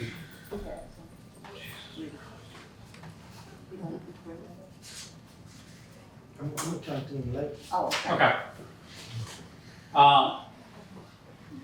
It's not legally required anymore, although it's still suggested. It's good for the community to have conduct a public hearing to set our new boundaries for the districts. We could do a public advertisement or two and have it set for the next board meeting. We need to go ahead and set whatever our boundaries are so that they're acceptable to the board. We need to go ahead and do that. This guy was gonna come So we- back. I thought you were supposed to have him come back and go over there with us. That's exactly, he's gonna come back and Okay. go back and we'll adopt it Right. and move on. Okay. If that's okay with the board, I'll start the Yeah. public advertisement, set it for the next, again, it's not legally required, but it's just helpful to do it. It used to be legally required because of the pre-clearance that DOJ used to require, but that was struck down by the Supreme Court. There's a couple of Menace properties outstanding that were set for November 7th at 9 a.m. I got 199 Duck Pond Road. John, You got completed? he called me this morning, I was in Portland, I talked to him this morning, and he done it. 27 Pineview Drive, is that the guy that just came? Did you, look at it, Robbie? I'm gonna look at it, but he told me on the phone to drop, but I'm gonna look at it, Okay. you know. And 42 Pineview? That's a state, that's. Nah, 42 on that corner. What's that? 42 is on that Friday. Is that Friday? That was set for November 2nd. What's the name on it? 42 Pineview Drive, Caro Lee Fry. Yeah. What about it? That was set for minutes. Is that good now? Is that not a? Nah, they need to cut that. Okay. We can have a public hearing about it if we need to proceed Yeah, on we that. need to take care of that. Well, it's set for public hearing today, so we can go ahead and do it. Let's do it. Okay. Excuse me, may I speak in reference to what you're talking about? Now hold on a second. The president needs to recognize, we can open up a public hearing and then if she's gonna talk about that. Are you here for the public hearing? No, I'm here for 42 Pineview Drive, 35 Pineview Drive. That's it. Yep, that's it. That's it? Okay, so need a motion Yeah. to open the public hearing. So moved. Motion by Supervisor Gray, to a second by Supervisor Wilson. Any discussion? All in favor? All opposed? Ayes have it. Ma'am, if you wanna You need to step to the step to podium. the podium. Oh, okay. and State give your name and and address.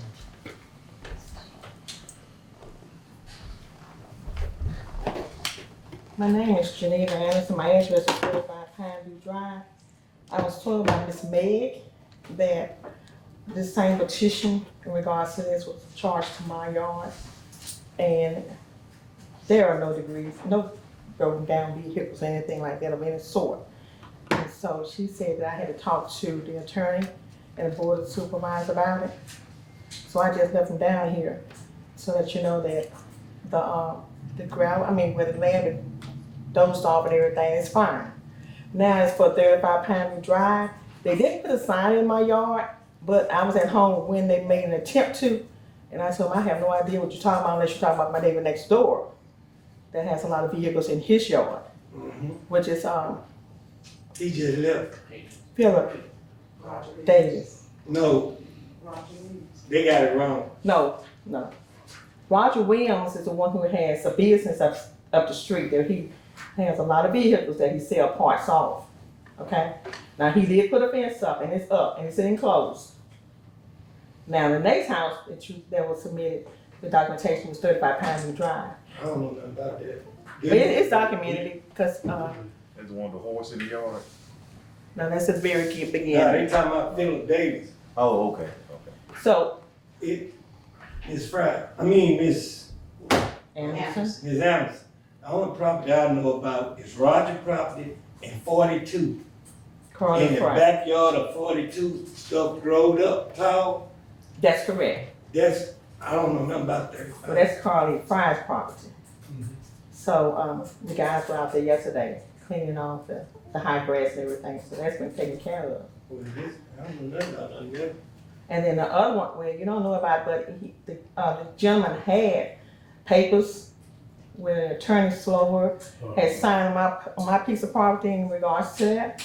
And we talked to the office, Miss Meg, and she said that there must have been an error. And they did in turn take pictures of my yard and Philip Davis, who's next to me, because there's only 2 houses right there. I don't have all those vehicles in my yard.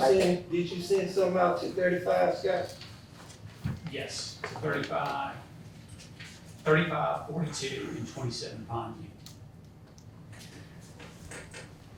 And also 199 Duck Pond Road. Must. That's mine. Yeah, we've already taken care of that. Man, I'm sure you're 35. I'm 35. It's Okay. illegal. send it to me. So if there's not many, There was an error done with the address apparently. I think it was the error with the Okay. 35. Now, with that error, I need documentation telling me that was an error done, because I don't want nothing to haunt me in the future.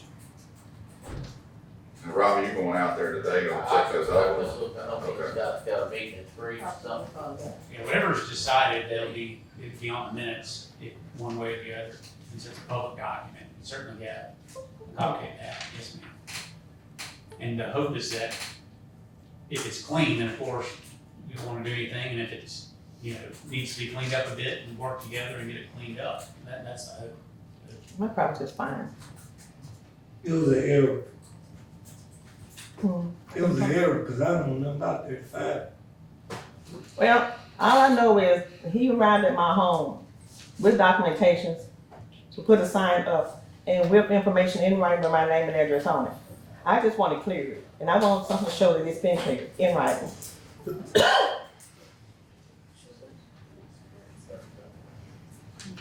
Again, if it's, Ricky, if that's been cleared, we can find that it's not a menace, we can definitely give her documentation. I appreciate that.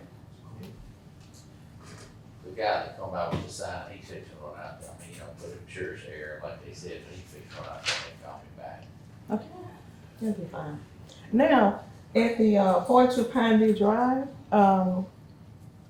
in regards to that, the house behind it, because they like to sit like in a little angle, but there's a house behind it has a lot of broken down vehicles as well and torn up mobile homes. It's on Southview Drive. I don't know if it's Southview or Westview. That's, and Scott, I think that's part belongs to the state, that's our view that we're dealing with. We moved a bunch of vehicles off of this. Wasn't that Southview? No vehicles been moved there. Street? No, she's talking about something else. Okay. She's talking about the property right behind where they cut the grass. Right, right behind 42. So what's the problem? 42. No, with the complaint you have about the property behind the other 42. Oh, you want some information on 42? No. You said they cut the grass on 42. Yeah, it was And cut then yesterday. you mentioned that a property behind 42 had a problem. Yeah, there's a lot of cars and mobile homes. I think it's just one of them, but anyway, there are a lot of dogs in the yard. And the reason why the guy had a problem with cutting them because they had chained up, but they looked like they ready to attack him in a minute. He kind of like scared them. The reason why he didn't go so far back and cut in that area. I mean, a slew of dogs. Well, in the county, we don't have no laws about dogs. Which we did, because they're attacked. Yeah, they jump on top of the vehicles like they coming at you, but they have a chain on them, but who's to say the chain gonna break? Tell you what I'm gonna do, I'm just gonna ride out there. I know exactly what you're talking about, look at it, and I'll report back to this board. If for now you wanna continue the hearing then until next meeting? She just said, She's good. She They just never said- signed nothing out of 35. She just talked it out, but they didn't put it out in 20. So they're good now? That was a mistake, 35, correct? Like she said. you say 42 is cut. So it was 42 in Roger property, not 35. Okay, I'll get with Yeah. y'all and make sure we get to the right parcel. And we can take these off, is that my understanding all right? Yes. Yeah, she just said they cut it. You straight? Well, she was using, if it's not a menace to property, that's what she. Need a motion to close Close the hearing and find it was a menace. the, motion by Supervisor Gaines, second by Supervisor Hutchins. All in favor? All opposed? I wanted to say something about some property. The ones, Otis Redding. I received an email. For her properties, hold on a second, for her properties, you know, we need to find that there was not a menace, and then she'll have the paperwork she needs that he's asking for. Thank you. Is that? If there's not a problem, we need a motion saying there's not a problem. I mean, you got somebody going checking that out? He didn't even put signs out, it claimed when he went there to put You signs. talking about 35 right now, right? Correct. Yes. Right. Correct. Okay, so moved. Motion by Supervisor Gray, second by Supervisor Wilson, all in favor, any discussion? All in favor? All opposed? Ayes have it. Thank you. Thank you. Yes, ma'am, thank you. You had a question about? Yeah, because I received the email from the tablet, Howard and Safeguard Property. But the area is 122 Old Spring Drive.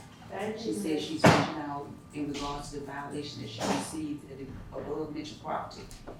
Work has been completed. You got it? I No, emailed, you sent that to me and I told you that was not mine, said it was. he sent it out, and if you look in that email, you'll get a response. Scott sent and asked me to go look at was at the conference, and I sent a response back to that same email that yes, it was clean. Okay.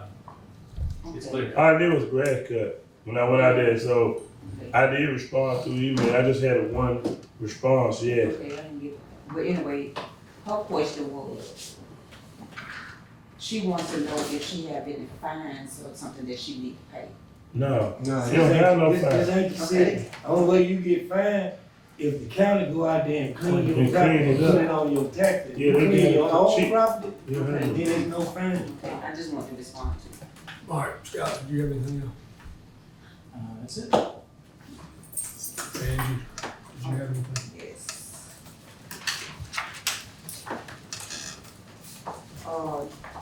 This is Mary Kay Fund 117. They received an additional $37,500 for their fund, emergency money that they have to spend by June of 2023. So I'm asking the board's approval to increase her budget by the $37,500 revenue and expenses. Is grant money that's reimburses no cost to the county. So moved. Motion by Supervisor Hutchins, second by Supervisor Gaines, all in favor? All opposed? Ayes have it.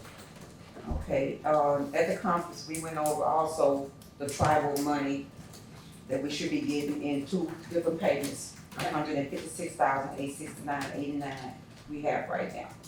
Okay, during our class, it was said that there was gonna be some stipulations on that money. But the only thing that a lot of people at the conference recommended that we use the money to pay, do payroll. It cannot be used, the funds cannot be used to give raises, but it can pay payroll. So since you all already have $6 million in that fund, I was just wondering if we can take that $156,869.89, transfer it to general funds to help cover our payroll. Yes or no? You heard the request of County Administrator. So moved. Have a motion by Supervisor Gaines, can you second? Second. Second by Supervisor Hutchins, any discussion? Let me get a better understanding of what you asked. $159,056,000, you wanna take it and put it in the general fund to do what? To cover payroll. Money tight. So is that gonna free up the money you had for payroll to do something else with? It's not gonna free up. A lot of times at this time of the year, we are in a crunch. We borrow To cover payroll, we borrow it from tax collector. Right, so I'm trying, I don't wanna borrow, I wanna use what we got. So, I got you, go ahead. All in favor? All opposed? Ayes have it. It's just $156,000. You all already have. Only good thing about it, once we get our money from wherever we get it, we still gonna have that $100 and some thousand still open. Yeah, we still get some We more. just don't have to borrow. We just do another round of this. Go ahead. What else? What else? What about the core civic? Didn't you have something for core Yes, civic? what was the answer? You voted yes? Yeah. Okay. Yes, I received another modification from Core Civic, and the only thing that's really just talking about is that they have a list of all these departments that they gave a pay raise increase, that we have to spread across the minute, and the president has to sign off on. You heard the request. Motion by Supervisor Gaines, second by Supervisor Hutchins. Any discussion? All in favor? All opposed? Ayes have it. Okay, I would like to spread across the minutes, the interfund loan that's being transferred from general funds to self-funded to cover the medical expenses. Second. Motion by Supervisor Gaines, second by Supervisor Hutchins. Any discussion? How much is that? Mainly $3,000. All in favor? All opposed? Ayes have it. Okay, one more thing, I received a letter from Black Natchez requesting $5,000 donation for Christmas with the inflatables. But of course, it's not in the budget because they didn't make a request during budget time. I think, thought they they came did last year. that, It it wasn't came legal. last year, and I think I told Scott to look it up to see if we could do that. And it wasn't. I remember, I just don't remember what was the We end result. You of talked to it. the guy? Yeah. You Was talked to him, yeah. Yeah, you talked to him? No, I talked to him, like I said, I don't know if it ended up being legal or not legal. Thought it was. Yeah, that's all we were doing I last don't, I year. think it was. Because I was trying to get it done. We didn't do that this year. I have to go back and check. Yeah, I know. Yeah, I thought we had talked about, if we're gonna focus us to do some stuff on, you know, some infrastructure down at that site. You know, What happened? You said what? like doing something that would help the infrastructure on that site. We did. They're fixing to do something, yeah. We did that. That we know would be legal first, is Christmas.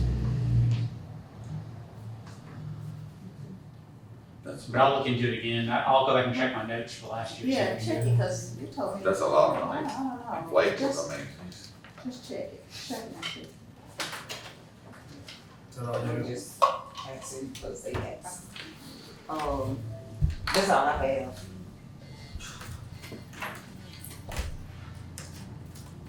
You got a report, Supervisor Gaines? Let's give him a day, let him go ahead. Oh, You don't have anything? You good? Have a new hire for telecommunicator, Justin Young, $12 an hour, 24,960. Need a motion. Motion by Supervisor Wilson, second by Supervisor Gaines. Any discussion? All in favor? All opposed? Ayes have it. Travel. Person named here below authorized to receive money in advance to be used for freight expenses incurred by the employee while traveling out. This is for Terrence Bailey, $881.03. Tax assessor, tax collector, members for his Mecca conference. And I believe it's in Cleveland, Mississippi, from November 13th to November 16th. Need a motion? Motion by Supervisor Gaines, second by Supervisor Hutchins. Any discussion? All in favor? All opposed? Ayes have it. Payments for Angela James. We got one for $282, which is travel, Beau Rivage.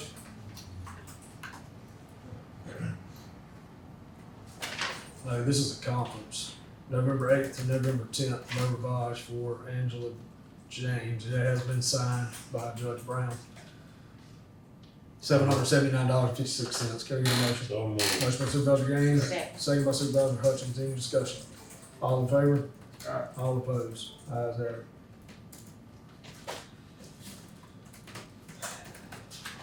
This is reimbursement for travel for Angela James, $45.63, has been signed by Judge Brown. Motion by Supervisor Gaines, second by Supervisor Gray. Any discussion? Also got one for Angela James, $90.38, has been signed by Judge Brown, travel to Vicksburg. Get a motion? Motion by Supervisor Hutchins, second by Supervisor Gaines. Any discussion? All in favor? All opposed? Ayes have it. I do need board approval to sign an extension on the DIP grant. Extending it to October 1st, 2023 for Delta Energy. This was requested by Southwest Planning. Can I get a motion? Motion by Supervisor Wilson, second. Second by Supervisor Gray. All in favor? All opposed? Ayes have it.